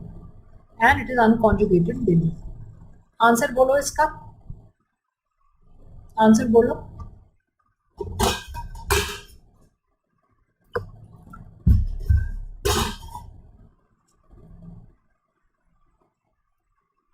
What do you think is the answer? Deficiency of G6PD. No, this is not hemolytic jaundice. This is not hemolytic jaundice. Okay, there is no history of or any other evidence of hemolysis. Second, deficiency of ankyrin. ये किसमें मिलता है? ये hereditary spherocytosis में मिलता है. Again, which is hemolytic. Hemolytic jaundice में we will give you more history in the question. We will give you history like retic count is elevated, reticulocyte count is elevated. Okay, we'll give you such a history. No such history is there. Glucocerebrosidase deficiency is तो lysosomal storage disorder है. Okay, all of you have got it correct. This is absence of UGT, UDP, glucuronidase transferase 1A1. UDP glucuronidase transferase 1A1 को UGT-A1 glucuronidase transferase भी बोलते हैं. So answer is B. All of you are right. This is Crigler-Najjar syndrome type 1. So everyone has got this correct. Good. Okay. Now come this question. Okay, this question we will see after. Okay, let us come to the next entity. So इसके बाद देखेंगे. अच्छा, अब अभी दो चीजें पढ़ेंगे. अभी 10 मिनट हैं. I will quickly tell you alpha-1 antitrypsin liver disease because of alpha-1 antitrypsin deficiency, and if possible, we will discuss hemochromatosis and Wilson's. Okay, so good. Yalini is also right. This is Crigler-Najjar type 1. Okay, now let us come to alpha-1 antitrypsin deficiency causes liver disease. Okay, now what is first? Let us see. What is alpha-1 antitrypsin? ये है क्या? Alpha-1 antitrypsin, it's an enzyme. Enzyme produced by liver. So what is alpha-1 antitrypsin? Yes, it's an enzyme produced by liver. Okay, so liver produces this enzyme, alpha-1 antitrypsin. Full form is alpha-1. This is an alpha-1 antitrypsin. Okay, this is an enzyme produced by the liver. So liver produces it. So this is liver. This liver produces alpha-1 antitrypsin, and this now goes to lungs. Action इसका कहाँ है? Lungs में. What is the action? So these are lungs. What is the action of alpha-1 antitrypsin in the lungs? Okay, now what exactly is alpha-1 antitrypsin? It is a protease inhibitor. So alpha-1 antitrypsin is a protease inhibitor. So important, it's a protease inhibitor. So, and it goes into the lungs. Okay, now what is protease inhibitor? That means it inhibits the action of proteases. Who produces proteases? So it inhibits the action of protease enzymes. In proteases produced. Who produce proteases? Proteases produced by neutrophils and macrophages. Neutrophils और macrophages हैं ये enzyme protease बनाते हैं. And alpha-1 antitrypsin is an anti-protease. इसको हम anti-protease भी कहते हैं. It is a protease inhibitor और anti-protease. और कौन से proteases के action को inhibit करता है? Neutrophil और macrophages जो enzyme बनाते हैं. अच्छा, अब ये proteases जो है, why are they bad? You know, proteases, if lot of proteases are produced in the lung, they can break the elastic tissue in the lung. So proteases break elastic tissue.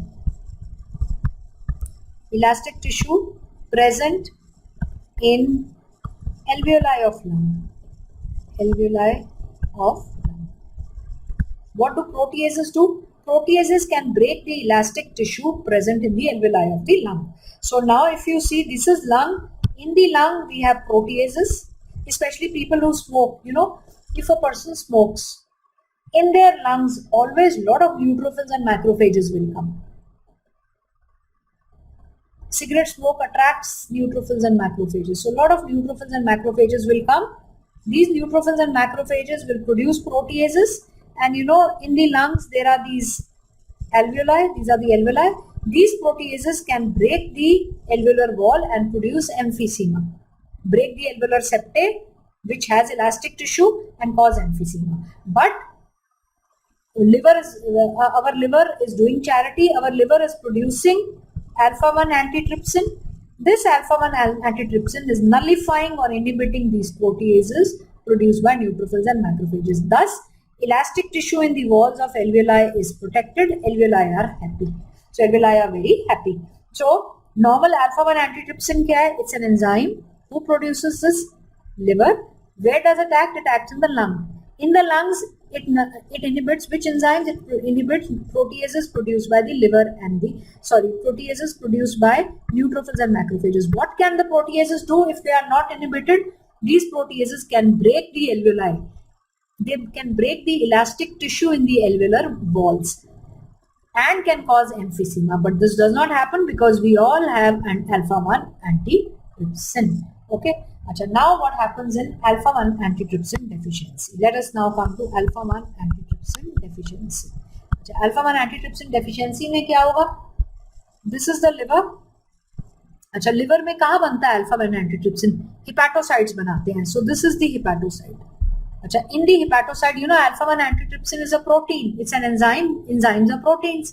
So in the endoplasmic reticulum of the hepatocyte, this protein will be produced. But alpha-1 antitrypsin deficiency में क्या होता है? It's an inherited condition. Inheritance कैसा है? इसका inheritance pattern is autosomal codominant. It is autosomal codominant trait. Codominant. Inherited as autosomal codominant. अच्छा, now in alpha-1 antitrypsin deficiency, what happens? In the endoplasmic reticulum, this is the endoplasmic reticulum of the hepatocytes. In the endoplasmic reticulum, because there is a mutation, the alpha-1 antitrypsin produced is abnormal. This is abnormal alpha-1 antitrypsin. So this is abnormal या misfolded alpha-1 antitrypsin. So mutation की वजह से alpha-1 antitrypsin जो बनता है ये abnormal है, ये mutated है, ये misfolded है. अच्छा, ये misfolded है. So now what will happen? It cannot come out of the liver. Normally it should come out of the liver into the blood and reach the lungs. Now this cannot come out of the liver. So what happens? This now mutated alpha-1 antitrypsin, it accumulates in the hepatocytes like this. It cannot come out. It is abnormal, cannot come out, and it accumulates in the hepatocyte and it forms in the hepatocytes. It is seen as globules in the hepatocytes. So cannot come out of hepatocytes and it accumulates in hepatocytes. It is abnormal. It accumulates in hepatocytes in form of globules. It accumulates in the hepatocytes in the form of globules which stain positive with PAS. Positive with PAS stain. And second, now what does this lead to? Since it cannot come out, now there is deficiency of alpha-1 antitrypsin in lungs. So lungs को alpha-1 antitrypsin नहीं मिल रहा. So once there is deficiency of alpha-1 antitrypsin in the lungs, now proteases produced by neutrophils, especially if the person is a smoker, the proteases produced by neutrophils and macrophages, they play havoc in the lungs. So now deficiency of alpha-1 antitrypsin in the lungs. So now the proteases produced by neutrophils and macrophages break alveolar walls. Alveolar walls. सभी alveoli की walls को तोड़ देते हैं, and this produces pan-acinar emphysema. Pan-acinar emphysema. So the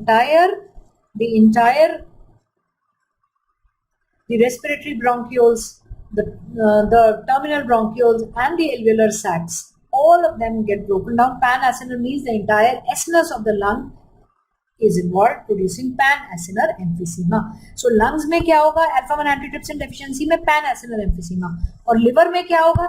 Liver में ये जो abnormal alpha-1 antitrypsin है, this will accumulate in the hepatocytes in the form of globules which are PAS positive. अच्छा, now these globules are going to, hepatocyte में something abnormal is there, this is going to damage the hepatocytes. So what all, liver में क्या क्या मिलेगा? In the liver there will be, there can be what you call as, there will be fatty liver. Fatty liver will progress to, they will develop fatty liver. They will develop hepatitis and finally cirrhosis. So they can develop hepatitis and then this can go to cirrhosis of liver.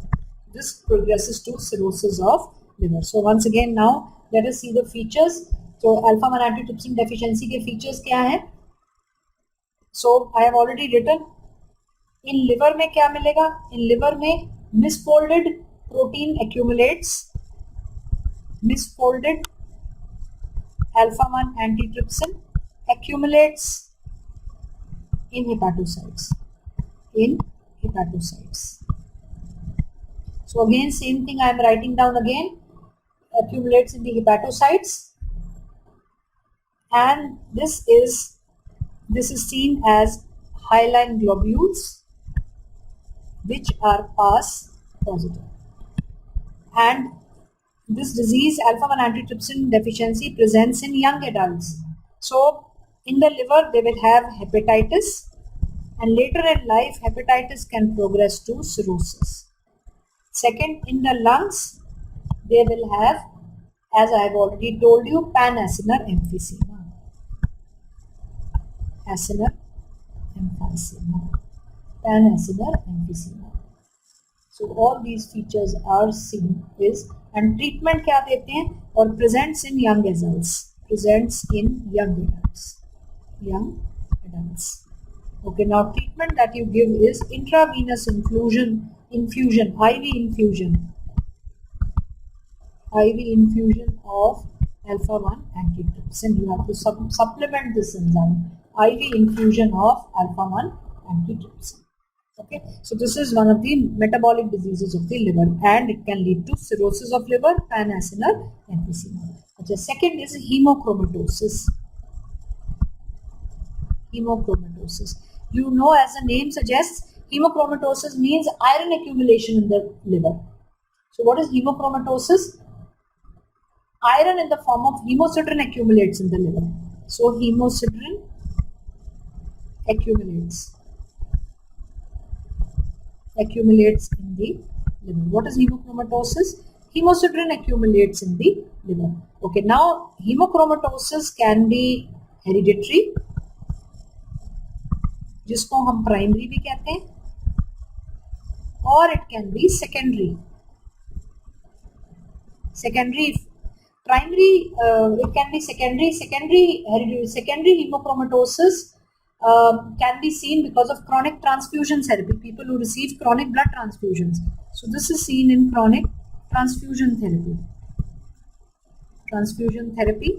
So you know who requires chronic blood transfusions? Thalassemias. The children with thalassemia major. They require chronic blood transfusions, so they can develop hemochromatosis. So iron will accumulate in their body. The second entity is hereditary hemochromatosis. Hereditary hemochromatosis is autosomal recessive disorder, where it is due to mutations in HFE gene. On this HFE gene is on chromosome 6.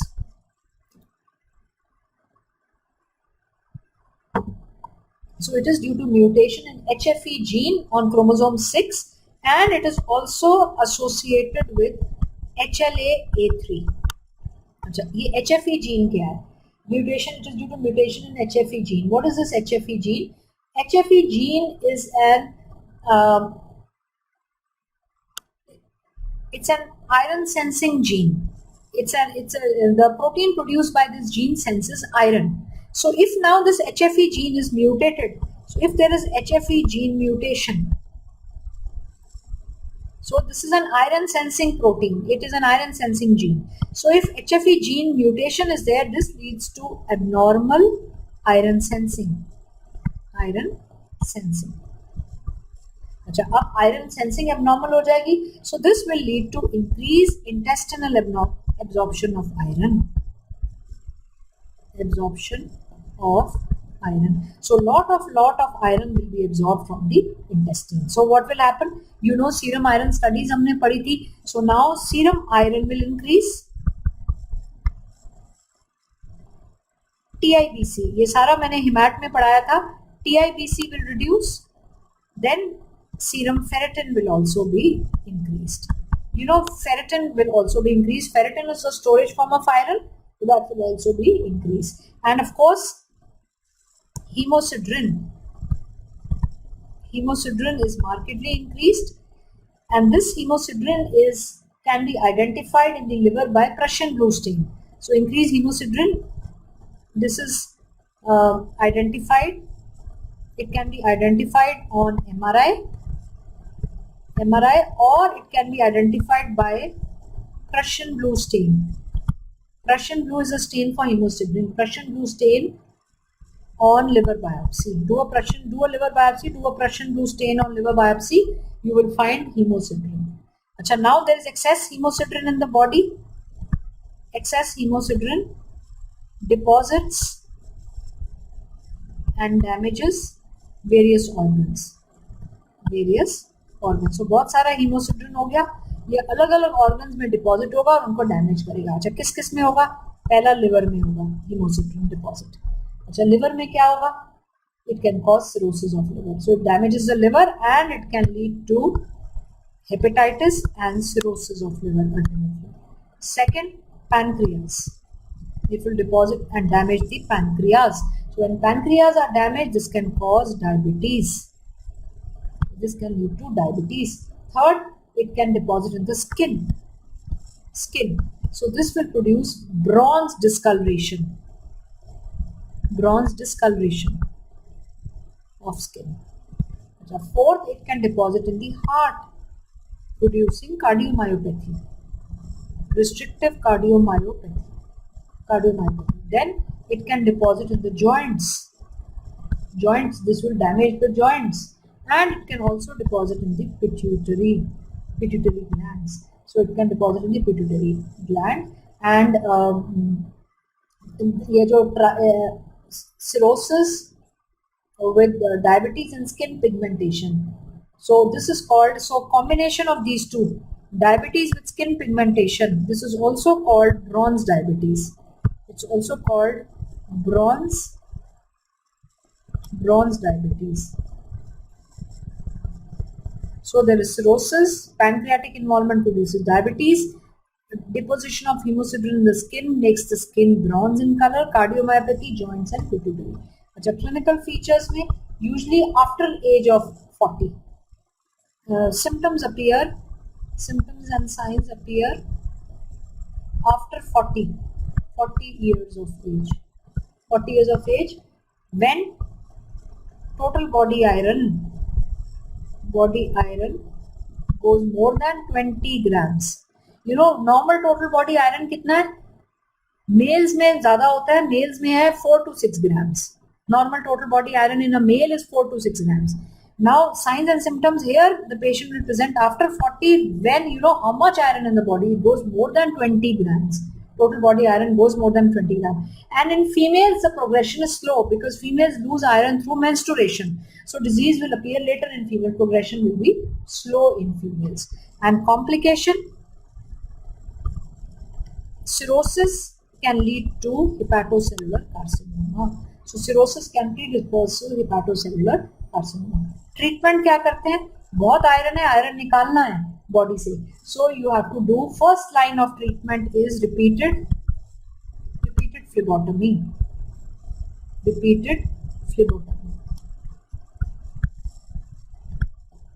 You do a repeated phlebotomy, and second, this is first line of treatment, repeated phlebotomy. Then chelation भी करते हैं, iron chelating agents देते हैं जैसे डिसफेरासिरोक्स,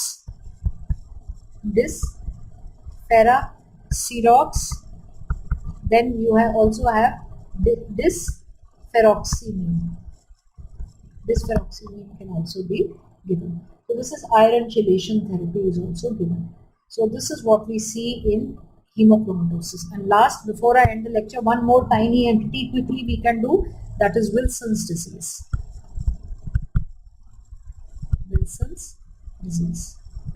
Wilson's disease is, again, this is also autosomal recessive disorder in which toxic levels of copper are deposited. So toxic levels of copper are deposited in the body. So increase copper levels and copper deposits in various organs. So copper deposits in various organs. Copper deposits in various organs. So now this is due to mutation in ATPase 7B gene. In ATPase कौन सा ATPase है? ATPB7 7B gene on chromosome 13. ATP7B gene on chromosome 13. So what is the function of this ATP7B gene? What is the function? So here problem is mutation in ATP7B gene. What is the function? ATP7B gene. What is the function of this gene? This gene produces a protein, and this protein is responsible for, copper कहाँ से copper is needed by the body. What is the use of copper? Copper acts as copper is very important for us because copper acts as a cofactor for a number of enzymes in the body. Like copper acts as a cofactor for tyrosinase enzyme, and tyrosinase is needed for melanin synthesis. Copper acts as a cofactor for cytochrome C enzyme. Cytochrome C is needed for ATP synthesis. Copper acts as a coenzyme for lysyl oxidase enzyme. Lysyl oxidase is needed for collagen synthesis. So copper is very important, and normally copper comes in our diet. We eat copper is there in the diet, and then this copper is absorbed in the stomach or small intestine. After copper is absorbed in the stomach or small intestine, copper reaches the liver. In the liver, copper enters the liver. In the liver, so from the intestine, copper enters the blood, and from the blood, copper reaches the liver. In the liver, copper is attached to ceruloplasmin.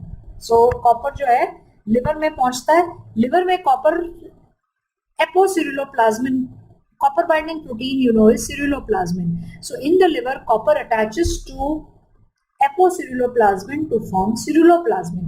So liver में क्या होता है? In the liver, copper plus apoceruloplasmin. So copper attaches to apoceruloplasmin to form ceruloplasmin.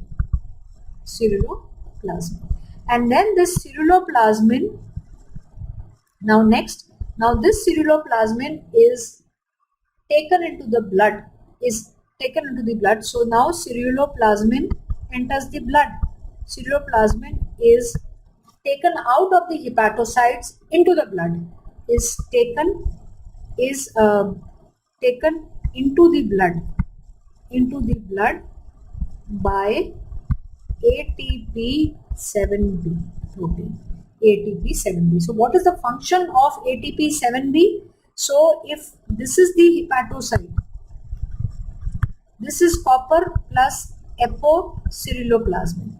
This forms ceruloplasmin, and now this ceruloplasmin is taken out of the hepatocyte into the blood by ATP7B, and then ceruloplasmin comes here into the ceruloplasmin in blood, comes into the blood. So now what happens? In case of Wilson's disease, this enzyme is not there. Since this enzyme is now not there, lots and lots of copper in the hepatocytes, and this copper spills over into the blood. Copper comes into blood. So if this ATP7B is not there, ceruloplasmin cannot form. So there is no ceruloplasmin levels in the blood are markedly reduced, and since no ceruloplasmin is coming out, copper now goes on accumulating, and copper now spills into the blood, goes to the various organs and damages the various organs. So now what happens? So damages the various organs. So now there is inadequate. So what do you see? Due to mutation. So what do you see? Mutation in ATP7B. What does this leads to? This leads to inadequate copper excretion as ceruloplasmin. ceruloplasmin into bile and blood. So the ceruloplasmin will go into bile also and into the blood also. So now that cannot happen. So that cannot happen. So this cannot happen. So because of this mutation, as a result, there is decrease serum ceruloplasmin. Blood में ceruloplasmin नहीं है. अच्छा, लेकिन blood में क्या है? Copper spills over into the blood. So increase serum copper, and this copper now is excreted in the urine. Increased urinary copper. Increase serum copper, increase urinary copper. And now since there is lots of copper in the blood, increase copper in blood. Now this increased copper in the blood goes and deposits in various organs. It goes and deposits in the various organs. Which are these organs now? Number 1, liver. Liver में क्या होगा? Liver में hepatitis, cirrhosis, and increased risk of hepatocellular carcinoma. Second, brain. Copper deposits in the brain. Where in the brain does copper deposit? So copper deposits in the brain, and now what if it deposits in the brain? It leads to neurological features: dysarthria, dystonia, tremors, and Parkinsonism. Dysarthria. So speaking में difficulty, dystonia. Then there is dystonia, tremors, and Parkinson's-like feature, Parkinsonism. One of the causes for Parkinsonism. Third, psychiatric disease. Patient can develop psychiatric disease. Fourth, copper deposits in the cornea. Where does copper deposit in the cornea? It deposits in the Descent membrane of the cornea, producing the characteristic. This produces Kaiser. I'll show you the picture. Fletcher rings. Fleischer. Kaiser Fletcher rings. This is due to copper deposition in the Descent membrane. Descent membrane of the cornea. So copper कहाँ deposit होती है? Descent membrane of the cornea. Okay, next. RBCs also need copper. So if there is this in Wilson's disease, there is hemolytic anemia, and also renal disease. So it develops renal disease. Wilson's disease का last treatment क्या है? Treatment is chelation. You have to remove this copper, so there is free copper has to be removed. So chelation with penicillamine.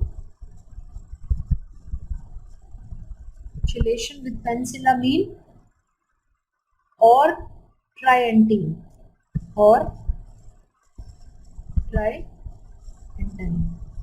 These are both copper chelating agents. And second, you can also give oral zinc.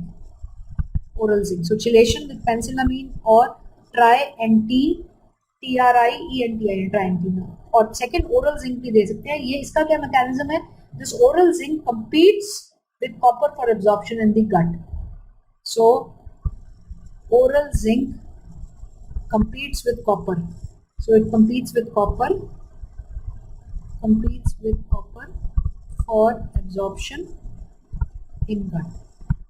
So it will not let copper be absorbed from the gut. It will compete with copper for absorption in the gut. So it will prevent copper absorption from the gut. So now this is about alpha-1 antitrypsin deficiency, which can lead to cirrhosis and predisposed to hepatocellular carcinoma. Alpha-1 antitrypsin deficiency, which can again which leads to cirrhosis and increase the risk of HCC, and hemochromatosis, which can also lead to cirrhosis and predispose to hepatocellular carcinoma. So this is about liver. Just 1 or 2 MCQs and then I'll stop. Now I am left with liver tumors, and I'll cover biliary tract disease and little bit I'll tell you about gallstones, which are important. Okay, now let us see 1 or 2 MCQ before we go. Okay, look at this question. So now you can see this. This is Wilson's disease. This is the KF rings. These are the Kaiser-Fleischer rings. So this is the brownish ring. So a 15-year-old Caucasian male is brought to his pediatrician by his parents, who note the development of tremor in the child. Urine and serum analysis revealed elevated levels of copper. Which of the following clinical manifestations will the physician expect? So tremor means there is neurological involvement, brain involvement, and you know, with brain involvement usually corneal involvement will also be there. So the answer to this is Kaiser-Fleischer ring. So this is the story of Wilson disease. Wilson disease. So these are the rings that you have to identify. Okay. Okay. Now look at this question. Here, this is, which is the stain? Very important. This is Prussian blue stain. Prussian blue. So this is hemocitosis. A 63-year-old woman. So this is normal. This is Prussian blue color of hemosiderin. So this is Prussian blue staining. A 63-year-old woman enrolls in a research study evaluating the use of iron studies to screen for disease in a population of postmenopausal women. Per study protocol, past medical history and authentical information are unknown. The patient's iron studies return as follows. Serum iron. So look at her serum iron. It is elevated. Normal kitna hai? Up to 170. It is 200. TIBC normal at 250 to 370. So serum iron is increased, TIBC is reduced. Transferrin saturation is very high. Normal is 15 to 50. It is increased. And serum ferritin is also elevated. Erythrocyte protoporphyrin is normal. RBC protoporphyrin is normal. Which of the following is likely to cause these findings? So answer is excess iron absorption. Excess iron absorption.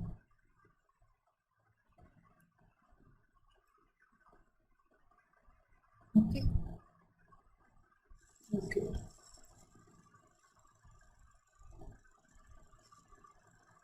Okay, next question is for next time.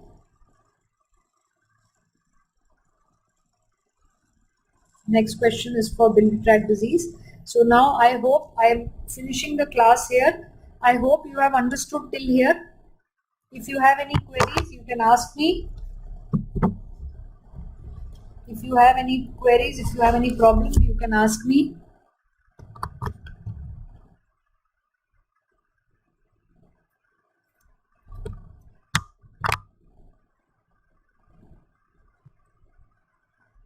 Anybody has any query?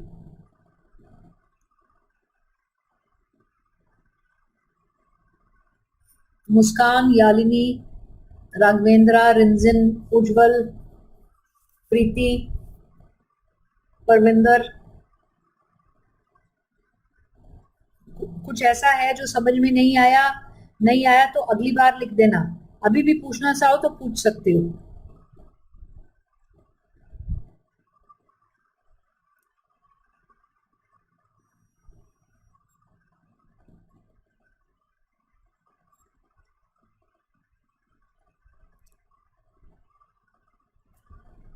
Okay, then can I finish my class now?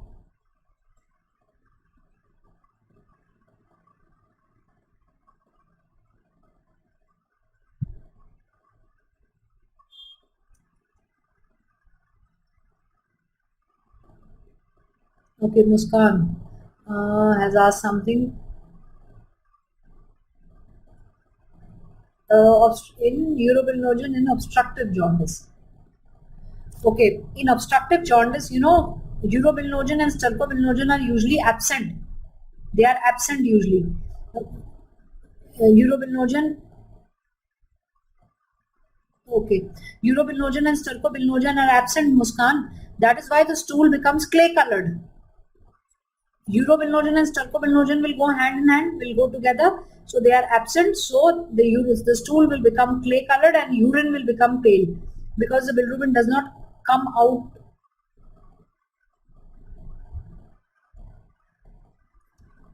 A conjugated bilirubin बाहर ही नहीं आएगा. स्टर्को और euro कैसे बनता है? स्टर्कोबिलिनोजन बनता है जब कॉन्जुगेटेड बिलिरुबिन पे बैक्टीरिया एक्ट करते हैं, उसको स्टर्को और यूरो बनाते हैं. अब जब कॉन्जुगेटेड बिलिरुबिन आएगा ही नहीं, कोलॉन में पहुंचेगा ही नहीं, तो स्टर्को नहीं बनेगा और यूरो भी नहीं बनेगा. सो Urine में नहीं आएगा, so urobilinogen in the urine will be absent. Stercobilinogen in the stool will be absent. Stool will become gray colored, so it should be absent. You are right, Muskan. It should be absent. Okay, Raghavendra wants to see the slide of kidney disease. Okay, autosomal dominant. Where is the slide of kidney disease? Okay, so polycystic kidneys. Okay, where is this slide?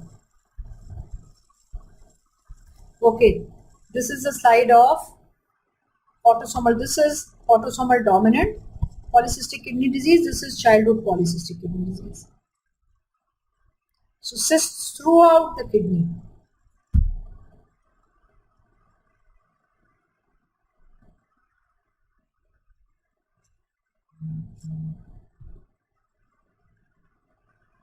Okay.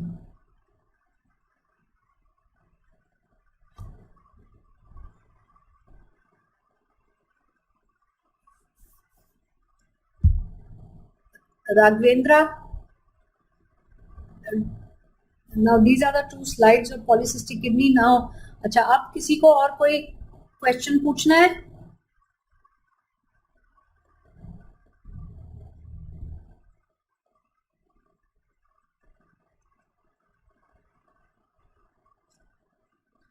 अगर और भी कोई query है तो पूछ लो. फिर अगली बार हमने बिलियरी ट्रैक्ट की डिजीजेस करनी है. प्राइमरी बिलियरी सिरोसिस और प्राइमरी स्क्लेरोजिंग कोलिंजाइटिस करेंगे और लिवर ट्यूमर्स करेंगे और थोड़ा सा गॉलस्टोन करेंगे. And then we will proceed to the next chapter, that is I will be covering respiratory system. Respiratory system. I'll be starting with respiratory system.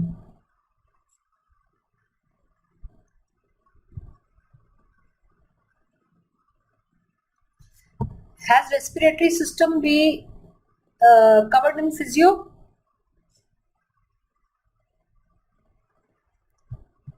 आपकी physio शुरू हो चुकी है?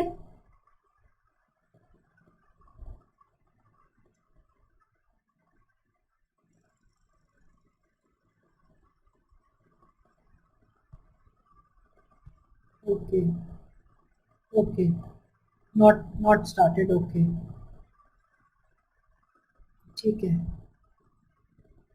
Okay then. Okay. So respiratory system has not been covered and physio has not yet started. चलो ठीक है. चलो okay then. If there are no more questions, I'll end the class here. Good night to all of you.